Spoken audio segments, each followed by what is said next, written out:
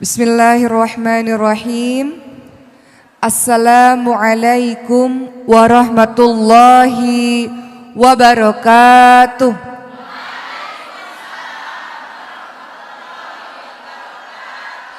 Alhamdulillahi rabbil alamin.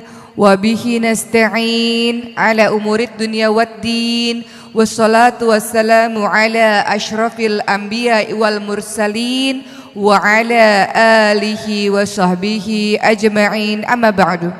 Rabbi shrah li sadri wa yassir li amri wahlul 'uqdatam min lisani yafqahu qawli. Ya Allah, lapangkanlah dadaku, mudahkanlah urusanku, dan lepaskanlah kekakuan dari lidahku supaya mereka mengerti perkataanku. Baik, teman-teman sekalian, pada hari ini saya diamanahkan untuk memberikan tausiah mengenai bagaimana menjadi sebaik-baik wanita. Sebaik-baik wanita seperti apa? Pertama yang akan saya bahas adalah memperhatikan hubungannya dengan Allah Subhanahu wa taala, memperhatikan posisinya, perannya sebagai seorang istri, dan memperhatikan perannya sebagai seorang ibu. Kita mulai dengan peran kita sebagai seorang hamba Allah Subhanahu wa taala, teman-teman sekalian. Allah menciptakan kita, teman-teman sekalian, bukan main-main saja tanpa tujuan yang jelas. Allah ciptakan kita, tujuannya adalah sesuai dengan surah Ad-Dariyat ayat 56.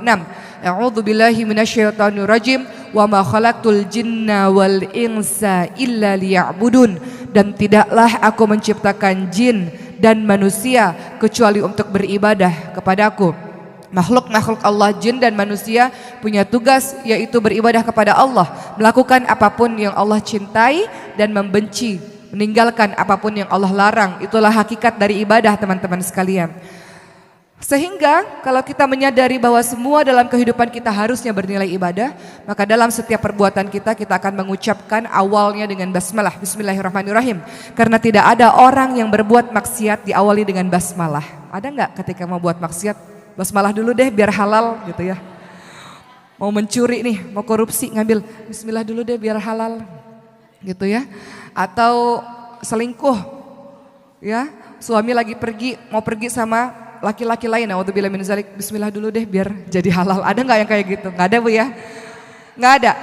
Supaya semua bernilai dengan ibadah, diawali dengan niat. Innamal a'malu binniyat, sesungguhnya semua bergantung pada niat. Diawali dengan kalimat basmalah, bismillahirrahmanirrahim. Semoga semua bernilai menjadi ibadah. Ibadah jangan diartikan sempit, ibu-ibu sekalian. Ibadah bukan hanya sekedar sholat, puasa, baca Quran, mengaji, pergi haji. Ibadah juga termasuk semua perbuatan baik yang ibu lakukan yang diridhoi oleh Allah Subhanahu wa taala.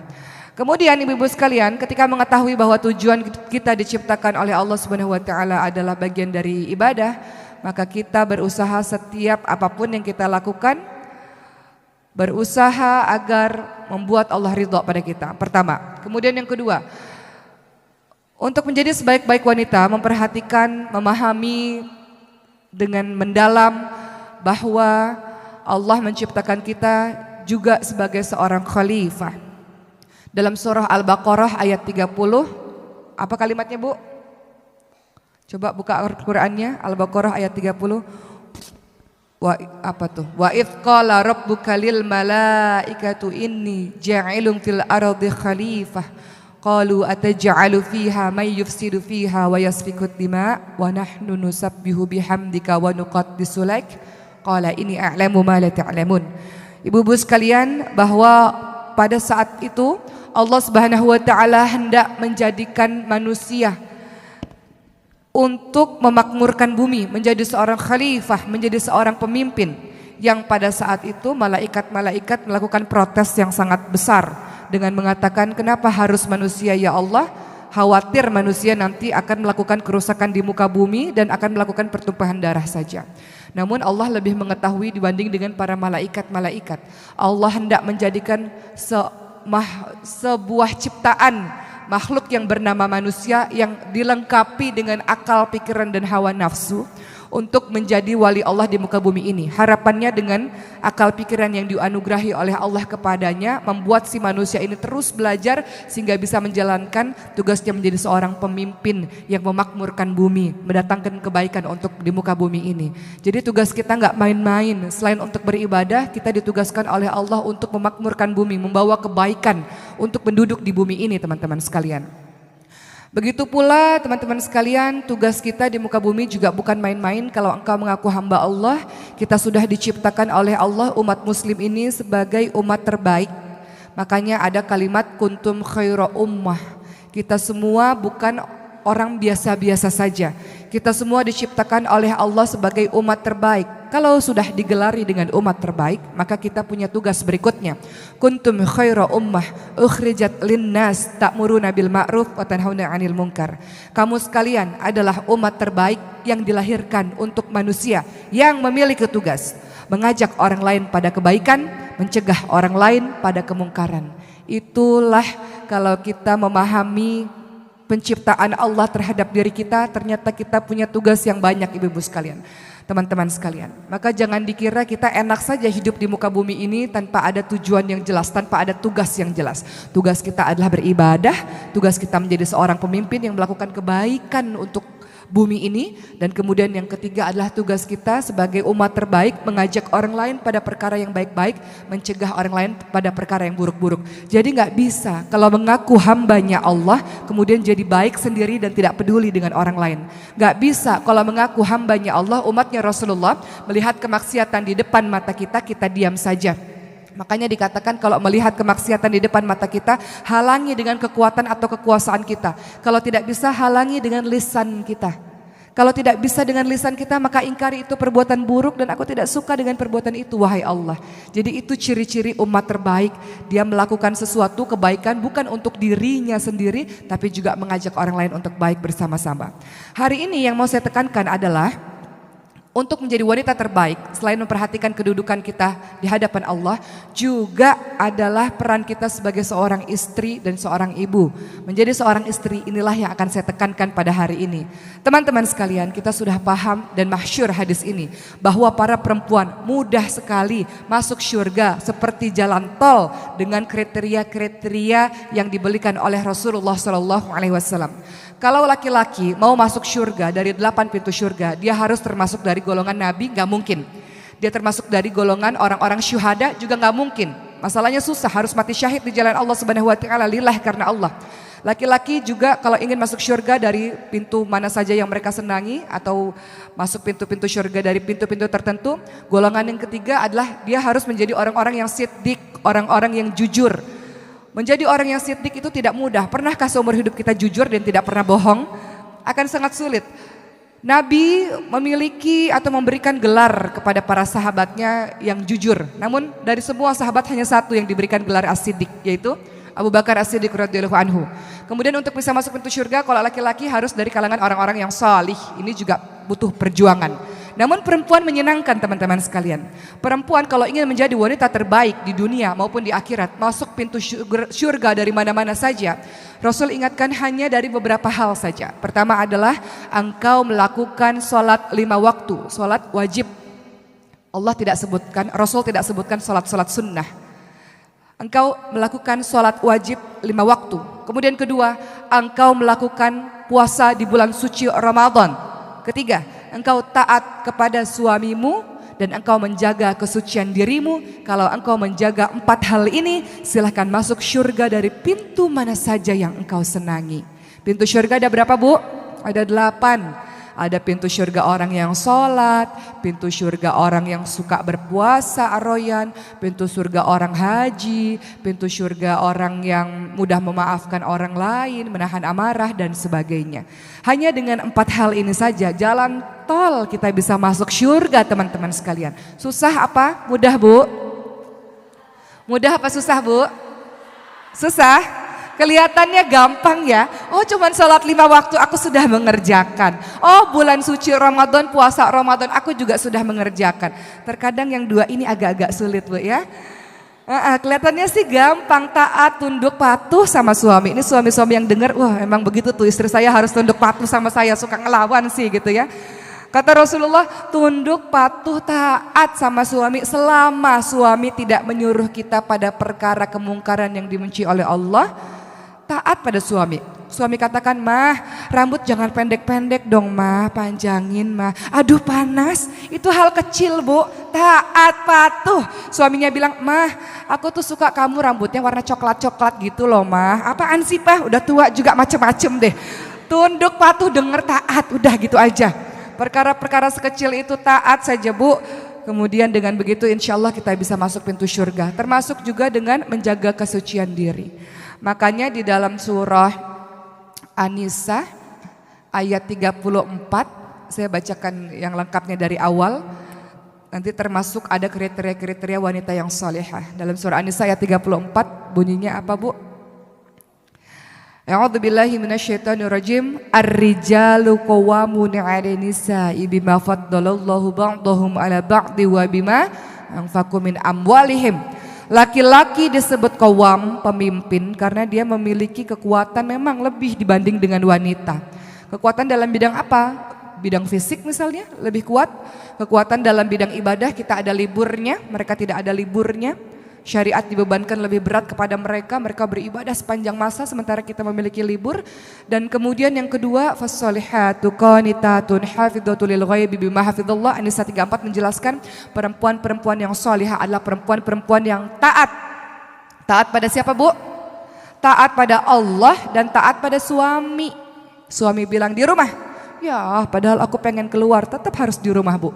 Gak boleh sekolah, lanjutin sekolah nggak boleh di rumah, tetap harus di rumah. Nggak boleh kerja, ya harus di rumah.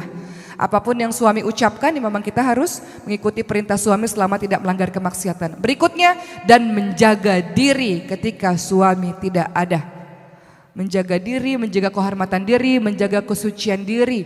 Ini adalah ciri dari wanita-wanita yang salihah. Susah tidak bu? Menjaga diri, menjaga kehormatan diri ketika suami tidak ada. Setia ketika suami ada, ya memang harus. Tapi setia ketika suami pergi berbulan-bulan lamanya, itu yang hebat, yang bisa dilakukan oleh wanita-wanita yang salihah saja. Kemudian ibu-ibu sekalian, untuk menjadi wanita salihah, selain tadi syaratnya adalah tadi ya salat 5 waktu, kemudian bulan suci Ramadan kita berpuasa, taat pada suami dan menjaga diri ketika suami tidak ada. Berikutnya yang kedua yang harus ibu lakukan adalah sabar. Susah nggak sabar bu? Surah An-Nisa ayat 19. Ade udah ngerti perkara suami istri. Kencang jawabannya. Sabar. Surah An-Nisa ayat 19. Apa bunyinya? Fa in karihtumuhunna fa asa an takrahu syai'a wa yaj'alallahu fihi khairan katsira. Teman-teman sekalian, ayat ini memang ditujukan kepada seorang laki-laki apabila menghadapi istrinya yang aneh-aneh, disuruh untuk sabar, tapi juga berkenaan dengan para wanita. Terkadang Allah uji kita bukan dengan yang lain-lain bu. Terkadang Allah uji kita dengan rumah tangga kita sendiri atau bahkan orang terdekat kita yaitu suami kita sendiri. Mungkin ujian-ujian lain bisa diatasi. Tapi terkadang suami ini kok ngeselin gitu ya. Atau terkadang bapak yang sedang menonton di luar sana, kok istri saya kok ngeselin gitu. Maka bagaimana yang harus dilakukan adalah sabar. Sabar. Bisa jadi ketika engkau tidak menyukai sesuatu ada kebaikan yang banyak pada dirinya. Makanya Rasul ingatkan wanita-wanita banyak yang menghuni nerakanya Allah. Kenapa? Ketika suaminya berbuat salah satu saja, yang diingat itu terus. Pak, gak ada kebaikan sama sekali di dirimu pak. Ya Allah, gara-gara nilai setitik hancur susu sebelanga bu. Ya, suami kebaikannya banyak sekali. Namun gara-gara salah satu aja itu yang diungkit-ungkit. Kalau lagi berantem itu yang diungkit-ungkit. Seakan-akan semua kebaikan hilang sudah. Papa tahu nggak sini lagi berantem ya? Masa lalu papa tuh begitu tuh, aku nggak bisa lupa seumur hidupku. Ya Allah bu, kebaikannya banyak bu. Yang diingat yang itu terus. Seakan-akan nggak pernah mendengar kebaikan-kebaikan suami. Maka disuruh sabar. Mungkin saja ada satu yang salah di situ, tapi kebaikannya sangat banyak. Makanya kalau lagi kesel, lagi sebel, lagi benci sama suami, ibu-ibu sekalian, banyak ingat yang baik-baiknya. Insya Allah kebaikannya lebih banyak daripada keburukannya. Toh suami kita bukan Fir'aun. Asiyah saja yang suaminya Fir'aun bisa sabar.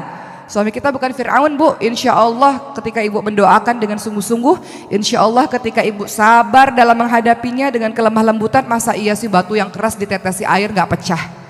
Hati yang keras ditetesi dengan kelemah lembutan, insya Allah akan lunak juga.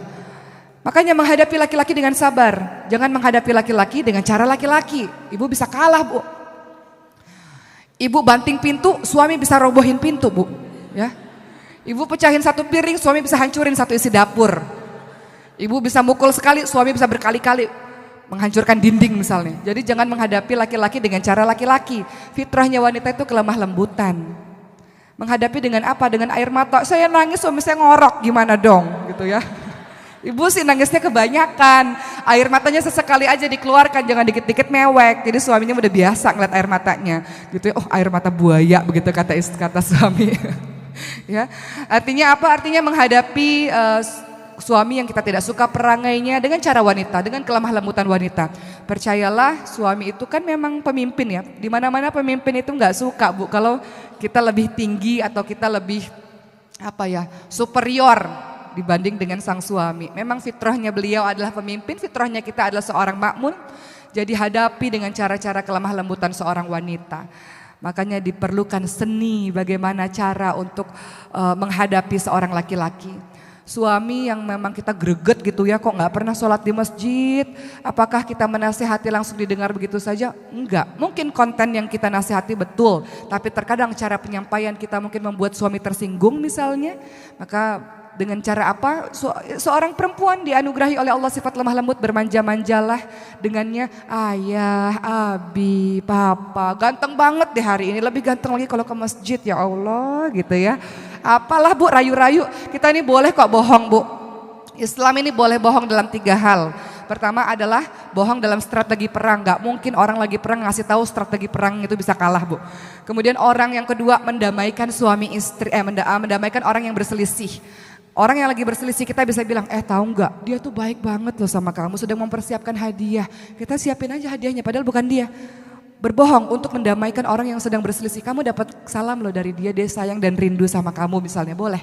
Dan bohongnya suami istri, mah makin cantik, makin lama makin cantik mah. Padahal makin lama makin keriput gitu ya, makin lama makin...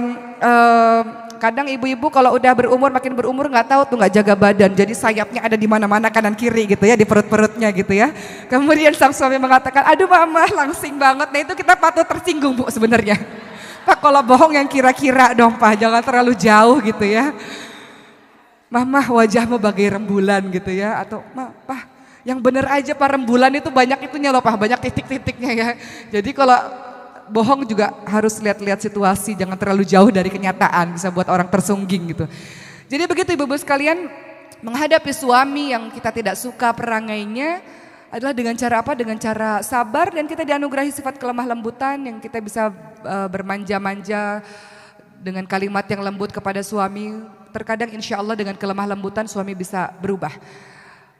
Asyah bisa meluluh lantakkan hati Fir'aun ketika Asyah meminta dengan kelemah lembutan agar seorang bayi yang dialirkan di sungai Nil yang beliau ambil bernama bayi Musa alaihissalam. Asyah melembutkan hati suaminya dengan meminta izin agar bayi ini bisa diizinkan untuk diasuh di istana. Padahal pada saat itu Fir'aun membunuh semua anak bayi laki-laki yang hidup pada hari itu, pada tahun itu dari kalangan Bani Israel, karena Fir'aun bermimpi akan digantikan kedudukannya oleh bayi laki-laki yang lahir pada hari itu. Namun lihat kelemah lembutan dari seorang istri, kecerdasan, kepandaian dari seorang istri untuk mengambil hati suami, mampu meluluh lantakkan hati suami. Jadi yang berikutnya adalah sabar. Kemudian ibu sekalian, Rasul ingatkan wanita yang solehah yang berikutnya adalah menyenangkan bila dipandang. Walaupun ayat berikutnya sama dengan sebelumnya, patuh bila diperintah dan menjaga diri ketika suami tidak ada.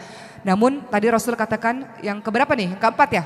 Menyenangkan bila dipandang. Ibu, laki-laki itu Bu, ini banyak saya membicarakan mengenai wanita, walaupun ada bapak-bapak di ujung sana, tapi bapak-bapak pasti senang nih dengan apa yang saya sampaikan, gak pusing-pusing menasihati istrinya lagi ya.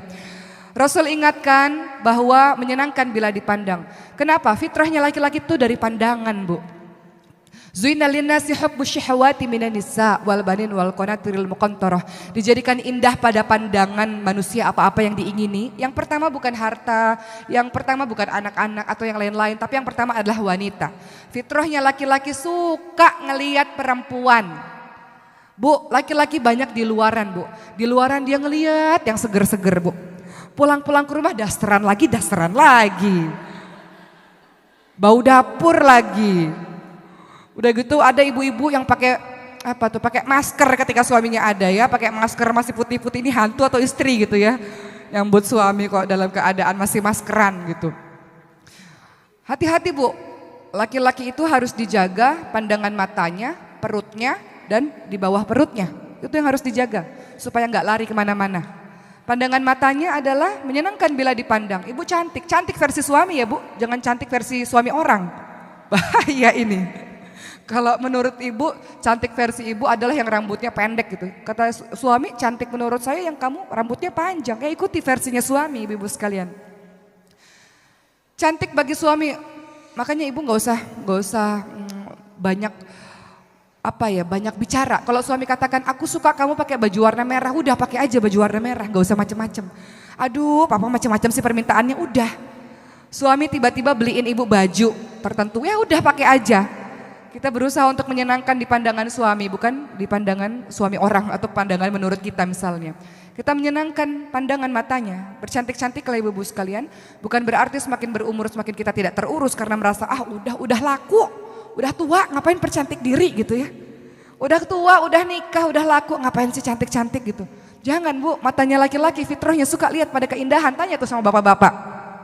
Kalau nggak beriman, dipelototin tuh orang-orang cantik di jalanan. Namun untungnya suami ibu beriman semuanya. Jadi godul basar, astagfirullahalazim, menundukkan pandangan. Kalau nggak ada rasa takut pada Allah Subhanahu Wa Taala, dipelototin tuh wanita-wanita cantik di jalanan sana. Namun karena ingat pesan Allah Subhanahu Wa Taala dalam surah An-Nur ayat 30, Qulil mu'minin yaghuddu min absarihim wa yahfadzu furujahum. Katakan kepada laki-laki beriman, tundukkan pandangan, jaga kemaluan. Jadi kalau ada wanita-wanita cantik di luar sana, astagfirullahalazim, aku ingat ada istriku di rumah, cepat-cepat pulang ke rumah.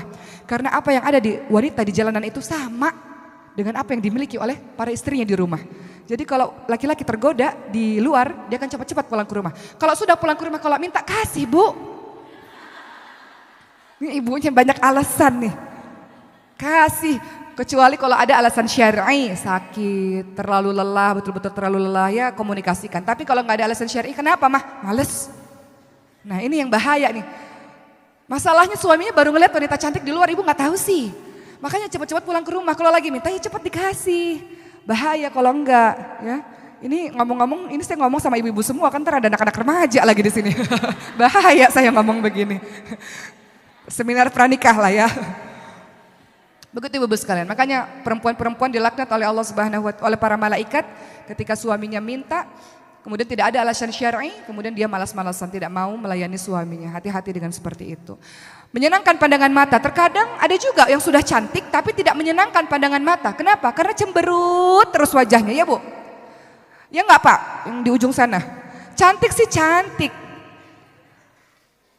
Seksi sih seksi, tapi nggak pernah ada senyumnya tuh ketika suaminya pulang ke rumah, cemberut terus. Yang ada kalau suaminya telat pulang ke rumah, papa sama siapa, pergi kemana, kenapa nggak ngabarin, di telepon nggak diangkat-angkat, gimana sih papa gitu. Belum apa-apa, belum istirahat, belum apa-apa langsung beribu kata-kata. Istri atau polisi sih ini gitu ya.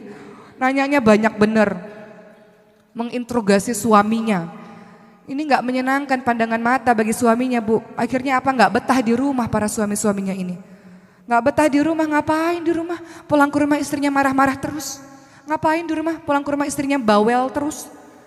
Semuanya menjadi tidak menenteramkan hatinya. Padahal di luaran dia sibuk bekerja dan sangat capek, sangat lelah. Tiba-tiba pulang ke rumah, istri bukan menjadi qurrata a'yun, bukan menjadi penyejuk mata, penyejuk hati bagi suaminya. Melainkan bikin hati panas. Nggak betah suaminya, pergi lagi keluar.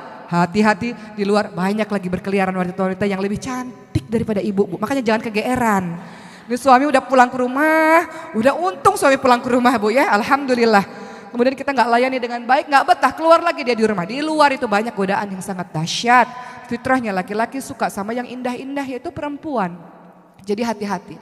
Jadi menyenangkan pandangan suami dengan apa? Dengan tampilan yang baik, dengan tubuh yang wangi. Ini suami pulang ke rumah masih bau ketek, cepet mandi Bu, ya cepet mandi. Tahu suami pulang jam 7 malam misalnya, cepet mandi, udah berhias. Saya pernah punya teman yang bercerita, ibu saya itu hebat sekali loh Mbak Oki. Kenapa? Setiap hari padahal nggak keluar rumah loh, di rumah. Tiap hari kerjaannya ngerol rambut, udah tua nih Bu, 70 tahun, 80 tahun, ngerol rambut, pakai lipstick, pakai make up, rajin banget, luluran, buat apa? Buat suaminya. Udah tua tapi masih cantik dan wangi, jadi suaminya senang deket-deketan. Kalau ibu bau ketek, bau mulut, bau badan, bau kaki, gimana suami bisa deket-deketan Bu? Jaga penciumannya juga. Mas atau Abi, Papa, suka saya pakai deodoran yang wanginya apa gitu. Suka saya pakai body lotion yang wanginya apa, yang parfum yang wanginya apa gitu. Kalau kata suaminya terserah, mama lebih tahu, ya udah eksperimen dengan wangi-wangian. Senang tuh suami Bu, insya Allah ya. Jadi yang berikutnya tadi, kalau ingin menjadi wanita yang salihah, istri yang baik, sebaik-baik wanita untuk suami kita adalah menjaga pandangan matanya, hati-hati. Menjaga perutnya juga Bu.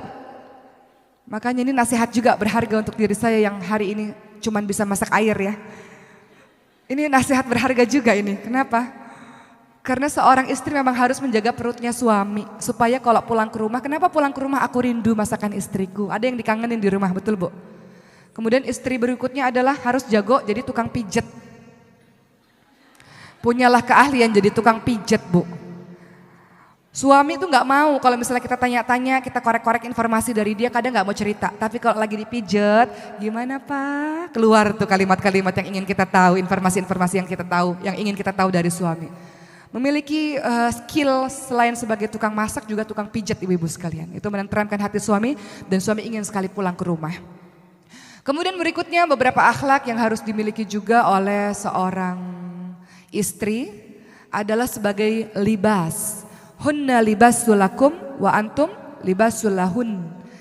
Kita ini berfungsi sebagai pakaian untuk suami. Pakaian itu fungsinya apa Bu? Menutup aurat.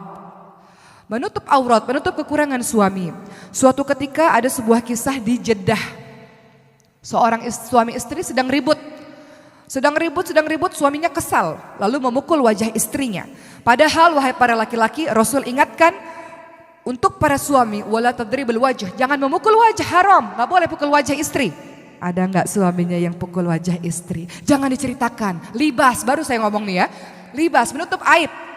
Wahai para laki-laki kata Rasulullah, wala tadribul wajah, jangan pukul wajah, wala tuqabbih, jangan caci maki istri, wala tahjur illa fil bait, jangan mendiamkan istri kecuali memang di rumah saja. Namun yang ingin kita bahas adalah wahai para istri, karena sekarang semuanya ibu-ibu, semuanya para istri dan calon istri insyaallah. Oh banyak ternyata dari tadi. Mudah-mudi ini banyak. Fungsimu nanti kalau udah nikah, adik-adik sekalian, teman-teman sekalian, adalah sebagai libas, sebagai penutup aurat, penutup kekurangan, penutup aib. Suami istri yang di Jeddah tadi sedang bertengkar satu sama lain. Tiba-tiba suaminya sangat marah, lalu suaminya memukul wajah istrinya. Istrinya menangis. Lalu apa yang terjadi kemudian? Tiba-tiba di waktu yang bersamaan ada bel terdengar dari pintu rumah. Ketika istrinya membuka dalam keadaan menangis, ternyata orang tuanya istrinya. Orang tuanya bertanya, apa yang terjadi kepadamu wahai anakku? Apa yang terjadi kepadamu wahai anakku? Kalau itu terjadi pada ibu, apa yang ibu katakan pada orang tua ibu sendiri? Ibu, bapak, aku baru saja dipukul sama suamiku, begitukah Bu? Jujur, iya atau enggak? Aku baru berantem, itu suamiku itu luar biasa. Tadi masa mukul-mukul saya, makanya aku nangis Bu. Begitu Bu? Atau ibu katakan, ya Allah ibu dan ayah, sudah lama aku rindu. Ini tangis kerinduanku karena berdoa selama ini kok lama gak ketemu ayah ibu. Tiba-tiba Allah kabulkan langsung, sekarang ayah ibu ada di depan rumah.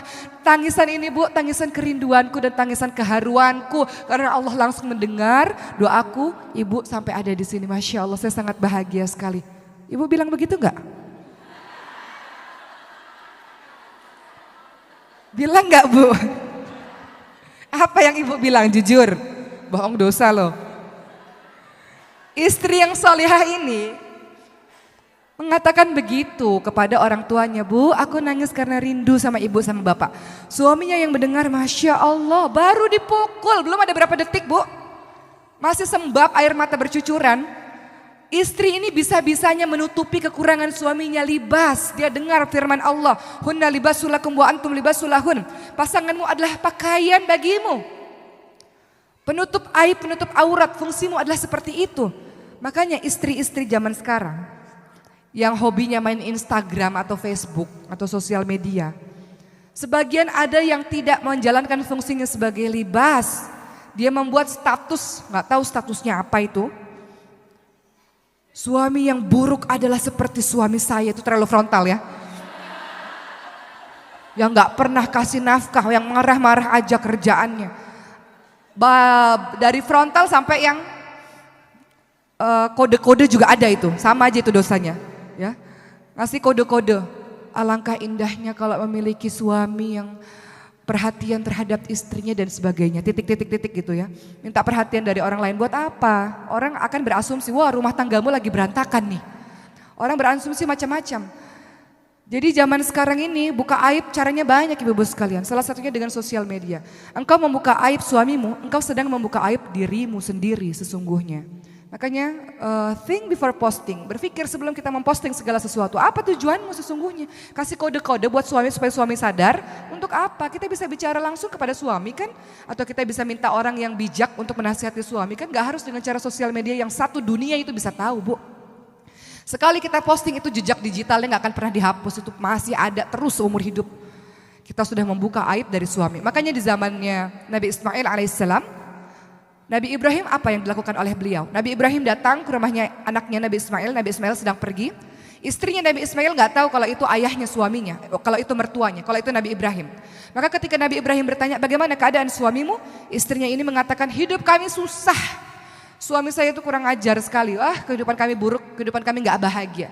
Maka apa kata Nabi Ibrahim alaihissalam? Katakan kepada Ismail suamimu, kalau suamimu sudah pulang ke rumah, cepat-cepat ganti pagar pintu rumahmu. Cepat-cepat ganti pagarnya, gak boleh dipertahankan.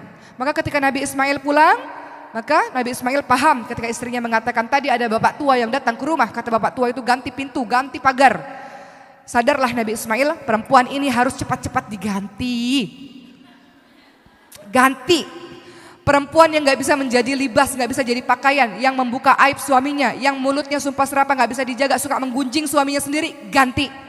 Begitu pesan Nabi Ibrahim alaihissalam, ceraikan istri yang seperti ini. Begitu kata Nabi Ibrahim alaihissalam. Akhirnya diceraikan, maka digantilah dengan istri yang baru. Kemudian Nabi Ibrahim datang lagi, istri yang baru ini mengatakan, alhamdulillah keluarga kami baik-baik saja. Alhamdulillah keluarga kami cukup. Alhamdulillah keluarga kami dilindungi oleh Allah Subhanahu wa taala. Maka Nabi Ibrahim alaihissalam mengatakan, katakan pada suamimu, pertahankan pintu rumahnya, pertahankan pagar rumahnya. Dengan begitu Nabi Ismail paham, istri yang menjaga lisan dengan baik, gak suka buka-buka aib suami adalah istri solihah yang harus dipertahankan. Tapi kan kadang suka curhat untuk menenangkan hati, menenteramkan hati, begitu ya Bu ya. Kalau enggak tuh gimana ya, rasanya tuh numpuk di sini. Aku mau cerita masalah rumah tanggaku, janji ya jangan kasih tahu siapa-siapa. Ini si orang ini nih datang lagi ke arisan satu lagi. Tahu enggak masalah rumah tangga si fulanah, tapi janji jangan kasih tahu siapa-siapa ya. Dari sini lari ke majelis taklim yang ini. Tahu enggak? Tapi janji jangan kasih tahu siapa-siapa ya. Akhirnya tersebar Bu, masalah rumah tangga yang harusnya diketahui oleh diri kita dan suami saja. Akibat apa? Akibat lisan yang enggak dijaga. Makanya Rasul ingatkan, man kana yu'minu billah wal yaumil akhir falyakul khairan aw liyasmut. Barang siapa yang beriman kepada Allah dan hari akhir, hendaklah dia berkata-kata yang baik. Walaupun tiap rumah tangga ada masalah, benar enggak Bu? Apalagi ibu yang sudah berpuluh-puluh tahun menjalankan rumah tangga, udah enggak tahu lagi deh tuh bagaimana permasalahan rumah tangga. Tapi bagaimana kata Rasulullah SAW, bagi yang beriman dia berkata-kata yang baik. Alhamdulillah, Alhamdulillah. Walaupun dalam hati, ya Allah. Tapi keluarnya di hadapan orang, Alhamdulillah, Allah jaga insya Allah, mohon doanya. Kemudian kalau tidak bisa berkata baik, dia diam. Itulah akhlak yang terbaik dari mulut seorang wanita. Libas sebagai pakaian, dia menjaga aib suaminya, dia menjaga kekurangan suaminya. Adapun kalau ingin curhat kepada orang yang bijak. Jangan curhat kepada mantan pacar ibu-ibu sekalian. Aduh, udah ada masalah malah bikin tambah masalah. Gara-gara baru datang reunian ketemu sama mantan pacar, CLBK, celebek, cinta lama belum kelar, cinta lama bersemi kembali. Hati-hati juga curhat sama ustadz-ustadz. Saya selalu di setiap ceramah saya mengatakan hal yang demikian. Boleh nggak curhat sama ustadz? Boleh, tapi yang ringkas, padat, jelas. Jangan ibu curhat sepanjang hari, berjam-jam, telepon-teleponan. Akhirnya, selanjutnya terserah Anda. Ibu sih yang mulai goda-goda duluan. Jadi ibu datang ke pengajian, ya Allah ustadz itu keren banget ya, Masya Allah. karismatik ya Allah. Giliran ustadznya sibuk dakwah, gak balas SMS ibu, ibunya baper. Hati-hati, ini bahaya ini. Makanya kalau seandainya kita memiliki masalah atau segala macam, curhat pada sesama perempuan atau sama laki-laki nggak apa-apa, tapi singkat padat jelas. Betul-betul memang niat kita ingin meminta jawaban, bukan yang aneh-aneh. Karena syaitan itu bisa masuk dari pintu mana saja ibu sekalian. Syaitan itu bisa menggoda secara halus kita. Kenapa saya ngomong begini? Karena banyak kasusnya yang cerita pada saya. Saya datang ke kajian, kenapa ustadznya ganteng banget, karismatik banget, nah itu bahaya. Jadinya gimana, godul basor tapi dengar suaranya udah deredek gitu, nah itu bahaya juga, nggak usah datang kajiannya kalau gitu. Ya. Ganti ustadz lain atau ganti pengajian lain. Hati-hati, cara syaitan macam-macam. Kemudian apalagi yang kita lakukan sebagai seorang istri kalau ingin menjadi seorang wanita terbaik, istri terbaik yang bisa masuk surga dari pintu mana saja selain menjadi libas, selain sabar tadi, selain menjaga pandangannya suami, selain taat pada suami dan menjaga diri ketika suami tidak ada beberapa hal yang harus ibu tidak boleh lakukan. Dalam surah Al-Hujurat ayat 12 disebutkan, Ya ayyuhalladzina amanu jtanibu katsiran minadh-dhon inna ba'dadh-dhoni itsam wa la tajassasu wa la yaghtab ba'dukum ba'dha. Wahai orang-orang yang beriman, jauhilah kebanyakan dari prasangka karena sebagian dari prasangka adalah dosa. Jangan suudzon, Bu. Kadang ibu suka suudzon, suka ngecek-ngecek handphone suami. Suami lagi ke kamar mandi, ini kesempatan bagi saya untuk mengecek, dia SMS sama siapa ya? Gitu. Kan begitu kadang, suudzon aja bawaannya. Suudzon itu capek gak Bu? Capek. Yang capek siapa? Kita. Ya sudahlah. Yang terlihat di pandangan mata kita saja. Kalau tak terlihat di pandangan kita, dia melakukan dosa, itu dosanya kepada Allah Subhanahu wa taala. Tugas kita adalah menjadi istri terbaik, melayani dengan sebaik-baiknya. Jangan kemudian kita suudzon, berprasangka buruk terus-menerus. Kemudian yang kedua, biasanya perasaan buruk terus-menerus diikuti ayat tersebut mengatakan wala tajassasu. Jangan engkau cari-cari kesalahan. Biasanya ini terjadi pada usia-usia pernikahan yang muda, yang awal-awal. Sudahlah suudzon, terus cari-cari kesalahan suaminya. Dilihat tuh, semua Instagram, sosial media, Facebook suaminya dilihat. Tahun 2018 dia bergaul sama siapa? 2017, 2016, 2015, 2014 sampai awal Instagram buka tuh kapan sih? 2000-an misalnya. Dia ternyata berteman sama ini. Oh ternyata ini temannya cari-cari kesalahan. Buat apa capek-capek? Itu sosial media dicek-cek terus menerus, DM dicek-cek terus menerus, sama siapa. Aduh, kita cari-cari kesalahannya sudahlah. Kalau di pandangan mata kita baik, insya Allah kita mendengar semua perkara yang baik-baik, insya Allah ya sudah. Kenapa kita sibuk untuk cari-cari kesalahan suami kita? Kecuali jelas ada buktinya, beda. Kecuali jelas ada buktinya, kita lihat dengan mata kepala kita sendiri, buktinya memang sudah betul-betul nyata, itu lain hal. Tapi kalau masih prasangka, masih sibuk-sibuk cari kesalahan, untuk apa? Tugas kita banyak, tugas ibu rumah tangga banyak, bener gak? Capek, pusing ngurusin yang gitu-gituan, sementara ini baju belum dicuci, ini baju belum disetrika, ini rumah masih kotor, ini masakan belum dimasak dan sebagainya. Masih banyak hal-hal yang harus kita kerjakan di rumah kita, Bu. Kemudian yang ketiga, jangan wala tajassasu wala yaghtab ba'dukum ba'dha. Al-Hujurat ayat 12 menyatakan jangan engkau menggunjing. Ini kembali kepada ayat sebagai libas tadi. Jangan engkau menggunjing. Ada ibu-ibu yang mulutnya memang gak bisa dijaga ini. Memang mulutnya memang suka curhat. Makanya yang paling baik adalah untuk perempuan banyak-banyak di rumah. Giliran udah ketemu sama banyak orang, boleh gak sih keluar rumah? Boleh, tapi jangan kebanyakan. Pah mau kajian? Boleh. Kajiannya kapan? Pagi, siang, sore, malam. Nah itu kebanyakan. Kajian sih boleh kajian, tapi kalau kajiannya udah kebanyakan bahaya ini. Arisan boleh, arisannya kapan? Pagi, siang, sore, malam. Minum obat apa arisan nih? Hati-hati, semakin banyak engkau keluar rumah, semakin punya kesempatan engkau untuk bergunjing. Kenapa? Perempuan ini memang dianugerahi oleh Allah ini banyak bicara dibanding laki-laki. Sehari ibu mengeluarkan 20.000 kalimat kata, laki-laki mengeluarkan sehari 7.000 kata. Makanya jangan heran ibu SMS panjang-panjang, suami cuma bilang oka, iye, bahkan iya aja nggak lengkap ya, iye gitu, atau sip, SIP. Atau cuma tanda jempol gitu. Ibu SMS panjang-panjang jawabannya begitu, memang begitu fitrahnya.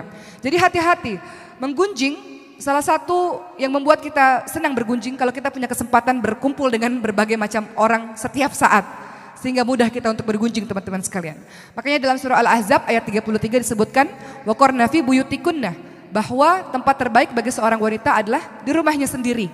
Di rumahnya sendiri. Jadi jadilah wanita-wanita yang betah di rumah. Boleh keluar rumah? Boleh dengan alasan yang syar'i, dengan izin dari suami. Namun ketika keluar rumah banyak mengandung dosa yang kau tinggalkan.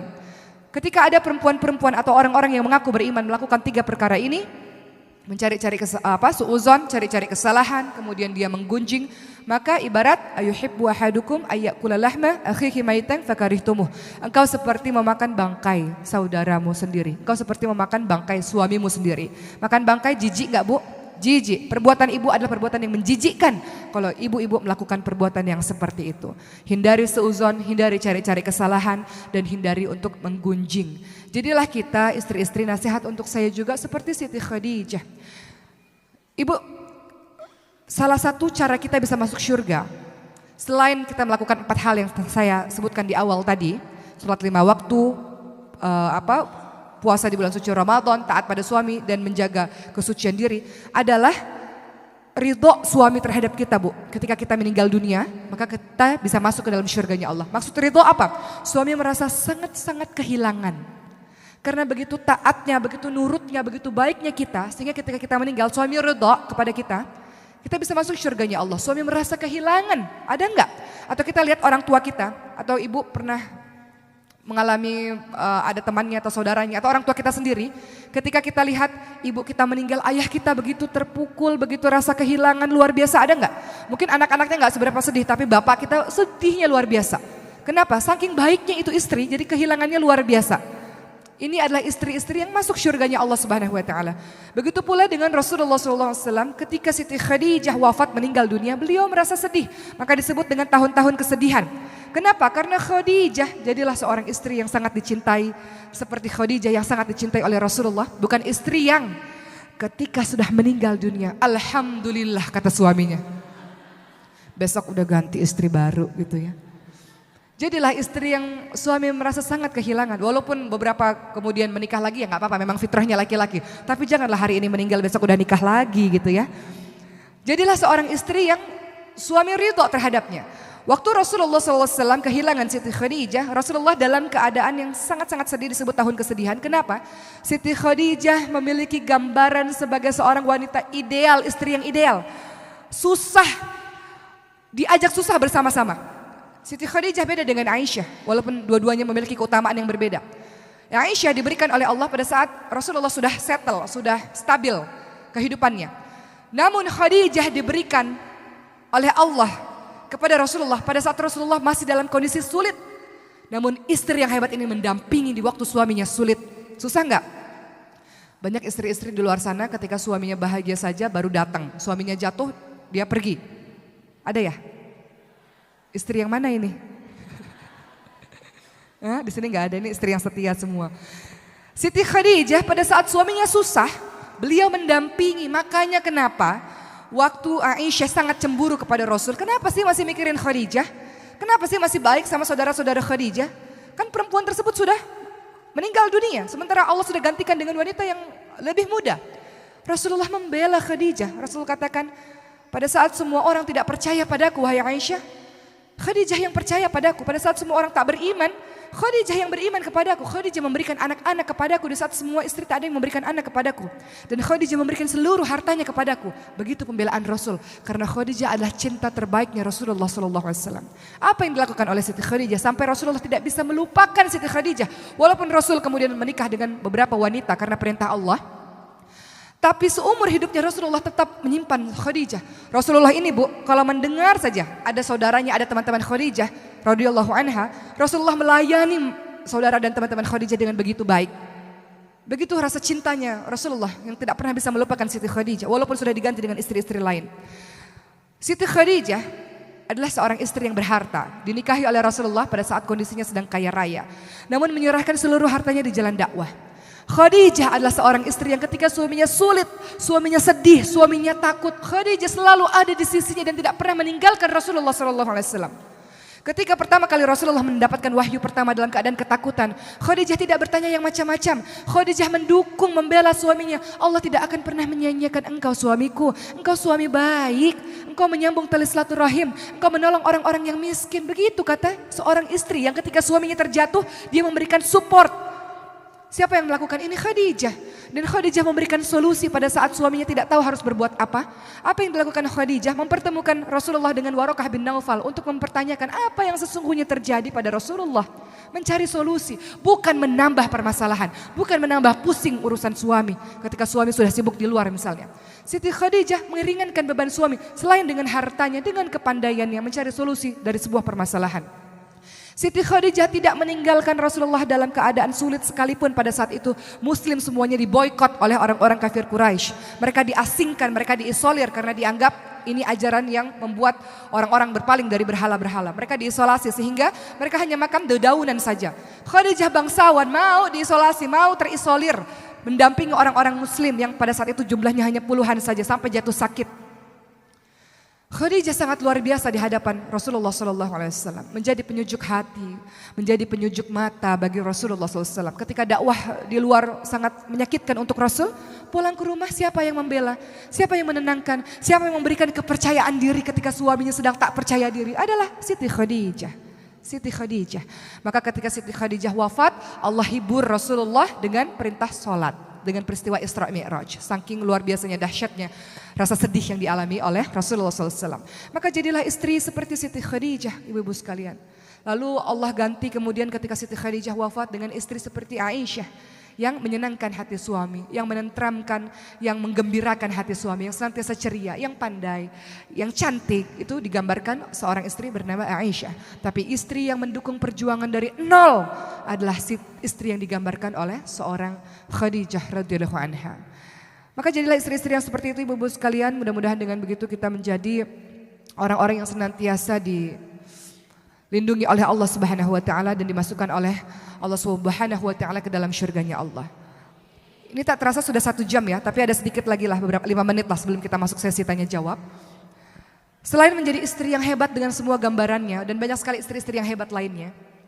Kalau kita ingin menjadi sebaik-baik wanita, maka ketahuilah Bu bahwa kita adalah seorang ibu yang memiliki peran yang luar biasa. Seorang ibu apabila baik, dia mampu mendidik anak-anaknya jadi baik. Anak-anak jadi baik akan tumbuh jadi keluarga baik akan mampu menjadi peradaban yang baik. Maka seorang ibu tugasnya terus-menerus adalah belajar. Surah Al-Mujadilah ayat 11 mengatakan, yarfa'illahu alladhina amanu minkum walladhina utul ilma darajat. Engkau beriman dan engkau berilmu, Allah akan tinggikan beberapa derajat. Anakmu ibu-ibu sekalian berada di dalam pengawasanmu, berada di bawah pengawasanmu, di bawah pimpinanmu adalah anak-anakmu sendiri. Mereka semua lahir dalam keadaan baik. Mereka semua lahir dalam keadaan fitrah. Fitrahnya setiap manusia adalah tunduk taat patuh pada Allah Subhanahu wa taala. Itu fitrah. Setiap anak lahir dalam keadaan baik, setiap anak lahir dalam keadaan fitrah, hanya orang tuanya lah yang menjadikan dia yang lain-lain keluar dari fitrahnya Allah Subhanahu wa taala. Keluar dari fitrahnya yang tunduk kepada Allah Subhanahu wa taala. Semuanya dibebankan kepadamu wahai ibu dan ayah. Sebagaimana surah At-Tahrim mengatakan, ya ayyuhalladzina amanu qu anfusakum wa ahlikum nara wa quduhan nas wal hijarah. Jaga dirimu dan keluargamu dari api neraka yang bahan bakarnya adalah batu dan manusia. Solihlah wahai ibu-ibu sekalian, dengan begitu engkau bisa mensolihkan anak-anakmu. Seorang anak penutup saya hari ini sebelum kita masuk sesi tanya jawab. Seorang anak pernah bertanya kepada Amirul Mukminin, wahai Amirul Mukminin Umar bin Khattab, ayahku mengadukan kepadamu bahwa aku anak durhaka. Katakan kepadaku apa sih tugas dari ibu dan ayah? Maka Umar bin Khattab mengatakan, tugas orang tua pertama mencari ibu yang baik. Ibu yang baik. Pengasuhan pertama kali adalah mencari ibu yang baik. Kemudian yang kedua, beri nama yang baik. Kemudian yang ketiga, beri nama yang baik, beri nama Abdullah, Abdurrahman, atau Abdu yang ditambah dengan Asmaul Husna. Atau kasih nama-nama Nabi. Yusuf, jangan Ucup. Aisyah, jangan Iseh. Khadijah, jangan Ijah. Ibrahim, jangan Baim. Tadi Khadijah udah ya. Maryam, anak saya, jangan Mayam atau Iyam atau Ayam bahkan ya.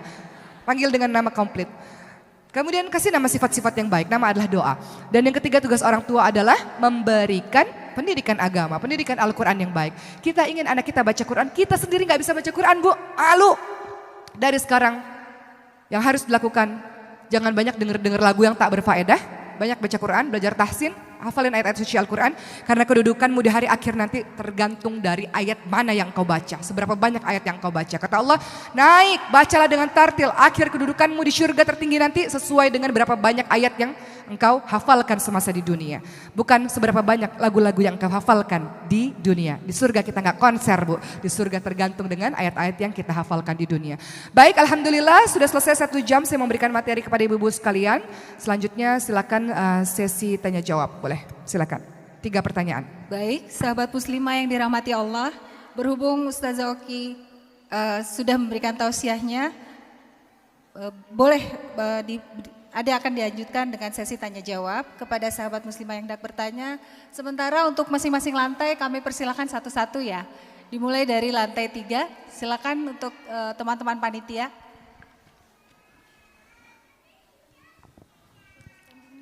Langsung ke standing mic aja ya. Bagaimana di lantai 3, apa ada yang mau bertanya? Ada. Oke, sebentar.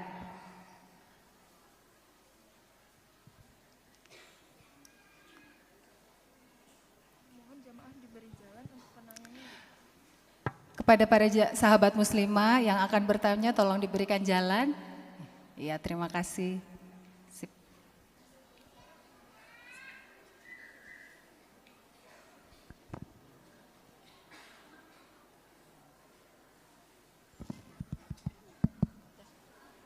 Ya, Assalamualaikum warahmatullahi wabarakatuh. Yang bertanya yang mana, Mbak? Yang pakai di atas. Oke, silakan. Perkenalkan saya Syarifah. Ustazah Oki, saya ingin bertanya. Saya sebagai seorang remaja yang tentunya belum menikah gitu ya. Bagaimana menyikapi dari seorang Ustazah Oki sendiri gitu? Apakah kita sebagai akhwat kan dahulu itu lebih sering berdiam diri gitu di dalam rumah. Nah, sedangkan sekarang kan ilmu pengetahuan kan harus dikejar gitu, biar bisa mengimbangi perkembangan zaman juga. Nah, berarti dengan cara itu kita bisa menambah kajian-kajian dan sekarang sudah banyak kajian-kajian yang tidak online. Jadi memang membutuhkan waktu dan tempat untuk bertatap muka langsung. Nah, dengan hal tersebut apakah cocok jika sistem kita untuk menimba ilmu itu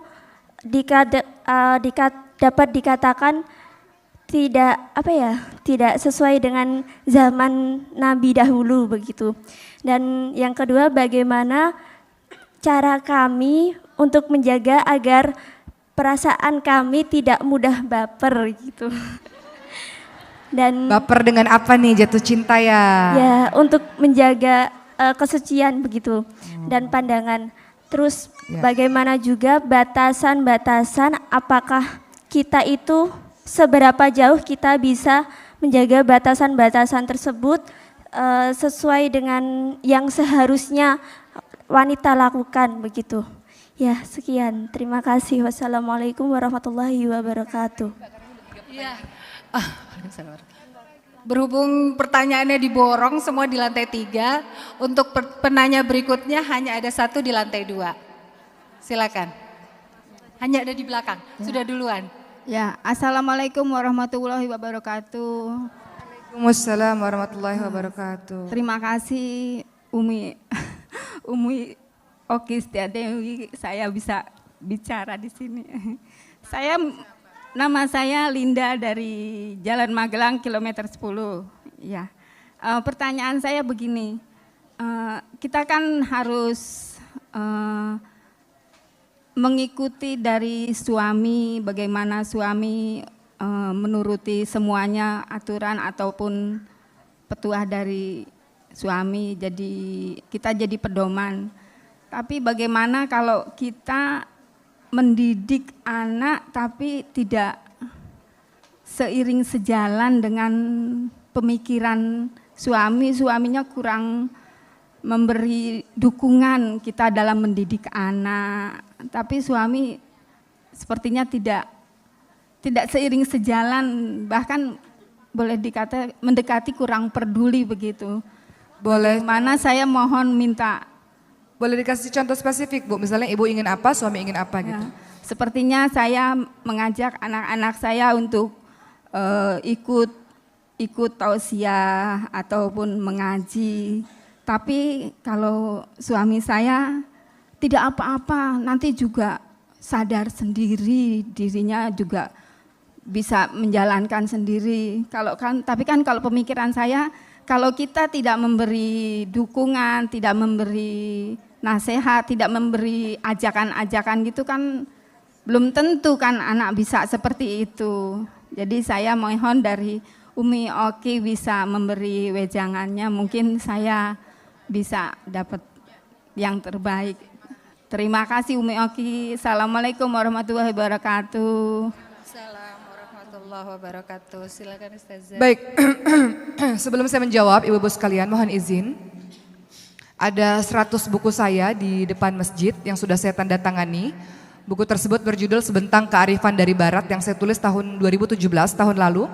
Saya menulis bagaimana keadaan Islam dan Muslim di negara-negara minoritas Islam, yaitu di Spanyol, Jerman, dan Australia. Di mana saya berkesempatan ke sana untuk melihat keadaan langsung di sana, khususnya di Spanyol. Royalti buku tersebut diberikan untuk pembangunan masjid di Sevilla, Spanyol. Ada apa dengan Spanyol? Spanyol dahulu namanya adalah Andalusia. Islam pernah berjaya 8 abad, 800 tahun di sana. Peradaban sangat hebat, sangat canggih, lahir ilmuwan-ilmuwan yang sangat luar biasa dari Andalusia. Namun ternyata Allah gilirkan kejayaan itu karena orang-orang tidak lagi berpegang teguh kepada Al-Quran dan As-Sunnah, tidak lagi mendengar kalimat Allah Subhanahu Wa Taala dan tidak lagi mencontoh perbuatan Rasulullah SAW, dan orang-orang saling berebut kekuasaan satu sama lain, sehingga pada saat itu orang-orang Islam harus terbunuh atau terusir dari Andalusia, dari Spanyol, sehingga Islam lenyap sama sekali, tidak ada bersisa satupun di sana selama 500 tahun. Lalu di tahun 1970-an Islam kembali ada lagi karena ada orang-orang yang datang kemudian menjadi mu'alaf di Eropa sampailah hari ini. Namun ada sebuah kota namanya Sevilla, mereka tidak punya masjid, jumlah mereka 100.000 orang teman-teman sekalian. Namun setiap seminggu sekali di masjid yang kecil, mereka katakan masjid padahal itu musola bagi saya, kecil sekali. Setiap seminggu sekali pasti ada orang yang mengucapkan 2 kalimat syahadat. Kok bisa? Kok bisa di saat mereka nggak punya masjid, di saat belajar agama susah, kok bisa? Kenapa? Karena pemberitaan media di luar sana Islam adalah buruk, Islam teroris, Islam pembunuh dan sebagainya. Itu membuat orang penasaran, benar tidak Islam itu seperti itu? Mereka belajar dan ketika mereka belajar mendalami Islam, bahkan banyak mu'alaf yang lebih pandai daripada Islamnya kita teman-teman sekalian. Yang dari lahir turun-temurun Islam ini terkadang kita bahkan sholat nggak ngerti itu apa bacaannya. Bener nggak? Nanti dites deh, ngerti nggak bacaan sholat? Kemudian akhirnya mereka mengucapkan 2 kalimat syahadat, banyak mu'alaf-mu'alaf di sana. Itulah yang saya tulis dalam buku itu, menyadarkan kepada kita semua. Mereka mengatakan, oke, katakan pada orang Indonesia, beruntung sekali mereka orang Indonesia, 200 juta jiwa lebih kita ini, mayoritas muslim di dunia adalah Indonesia. Masjid, berapa meter ada masjid? Dikit-dikit dengar lantunan ayat suci Al-Quran, dikit-dikit dengar azan. Tidak seperti mereka. Katakan pada mereka, beruntung sekali orang-orang Islam di Indonesia yang bisa belajar dengan mudah agama Islam. Namun mereka harus susah payah untuk mempelajari agama Islam. Sebelum saya lanjutkan lagi, tadi saya katakan saya mau ngetes ibu-ibu sekalian hal yang paling sederhana saja. Kalau kita nggak tahu artinya, maka betullah harusnya kita malu. Kita tinggal di Indonesia, namun kita tidak paham dengan bacaan yang sudah berpuluh-puluh tahun mungkin kita ucapkan. Ketika kita sholat, ketika kita duduk, kita membaca apa Bu? Rabbighfirli warhamni wajburni warfa'ni warzuqni wahdini wa'afini wa'fu anni. Apa artinya?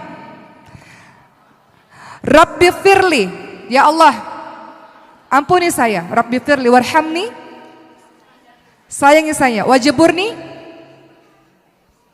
Rabbighfirli warhamni wajburni, tutupi aib kekurangan saya. Warfa'ni, tingkatkan derajat saya. Warzuqni, berikan rezeki kepada saya. Wahdini, berikan saya petunjuk. Wa'afini, berikan kesehatan. Wa'fu anni, maafkan saya. Apakah ada di antara kita yang bahkan bacaan ini saja kita tidak paham artinya? Kalau ada, sedihlah kita pada diri kita sendiri. Sudah berapa ribu, berapa juta, berapa miliar mungkin kita ucapkan kalimat itu, namun kita nggak tahu apa maknanya. Bagaimana kita bisa merubah akhlak kita sedangkan Dikatakan inna sholata tanha 'anil fahsya'i wal munkar. Salat mencegah perbuatan keji dan perbuatan mungkar.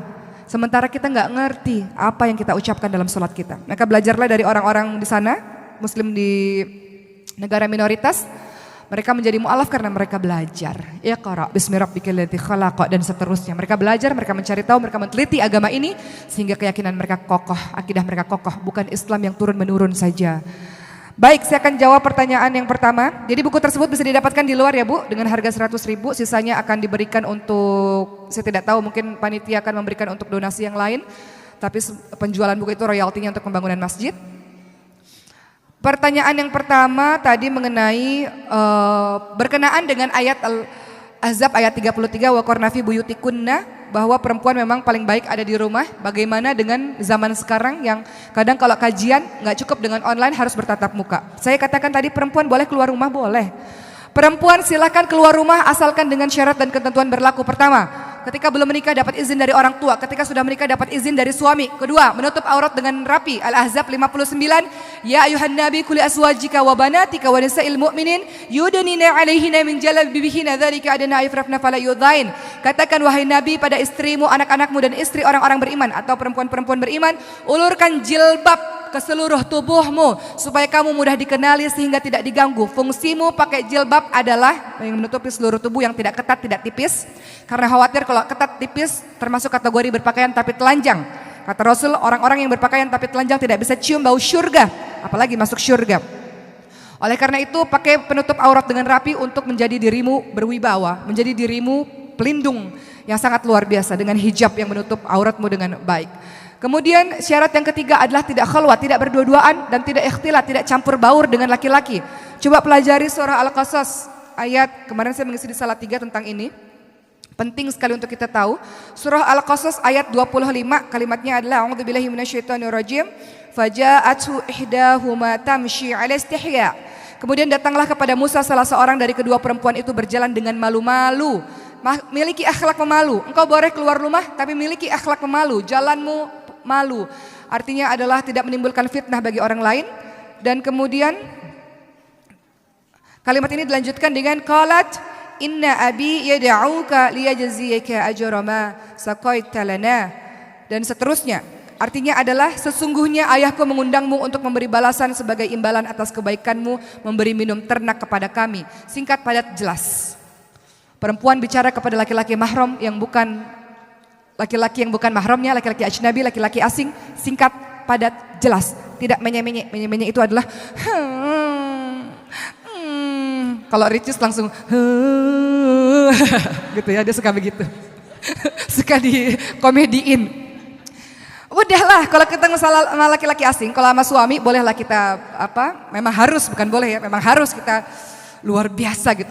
Tapi kalau sama laki-laki asing, laki-laki yang bukan mahram kita, engkau berkegiatan di luar rumah, bicara boleh, berteman boleh, bersahabat boleh, tapi bicaramu adalah singkat, padat, jelas, sesuai keperluan.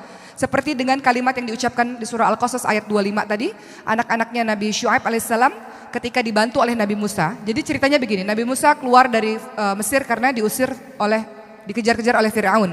Nabi Musa tinggal di Madian dan melihat ada 2 perempuan yang ngantri dari tadi nggak ngambil air. Karena orang-orang cowok-cowok, laki-laki lagi ngambil air di sumur untuk ternak mereka. Perempuan ini nggak mau ikhtilat, nggak mau campur baur dengan laki-laki. Maka Nabi Musa tolong perempuan tersebut. Maka tolong perempuan tersebut setelah ditolong mengatakan, wahai Musa, ayahku mengundangmu untuk datang ke rumah karena engkau telah berbuat baik. Lihat kalimatnya, kalimat yang singkat, padat, jelas dan seperlunya saja. Perempuan boleh keluar rumah asalkan memiliki akhlak pemalu, kemudian tidak khalwat dan tidak berdua-duaan. Dan kemudian tentu saja menghindari diri dari fitnah. Silakan saja engkau boleh keluar rumah dengan syarat seperti itu. Tapi tadi saya katakan frekuensinya adalah memang kita pergi keluar rumah dengan alasan yang syar'i. Jadi kita pergi keluar rumah untuk sebuah keperluan. Kalau sudah selesai keperluan itu cepat pulang ke rumah.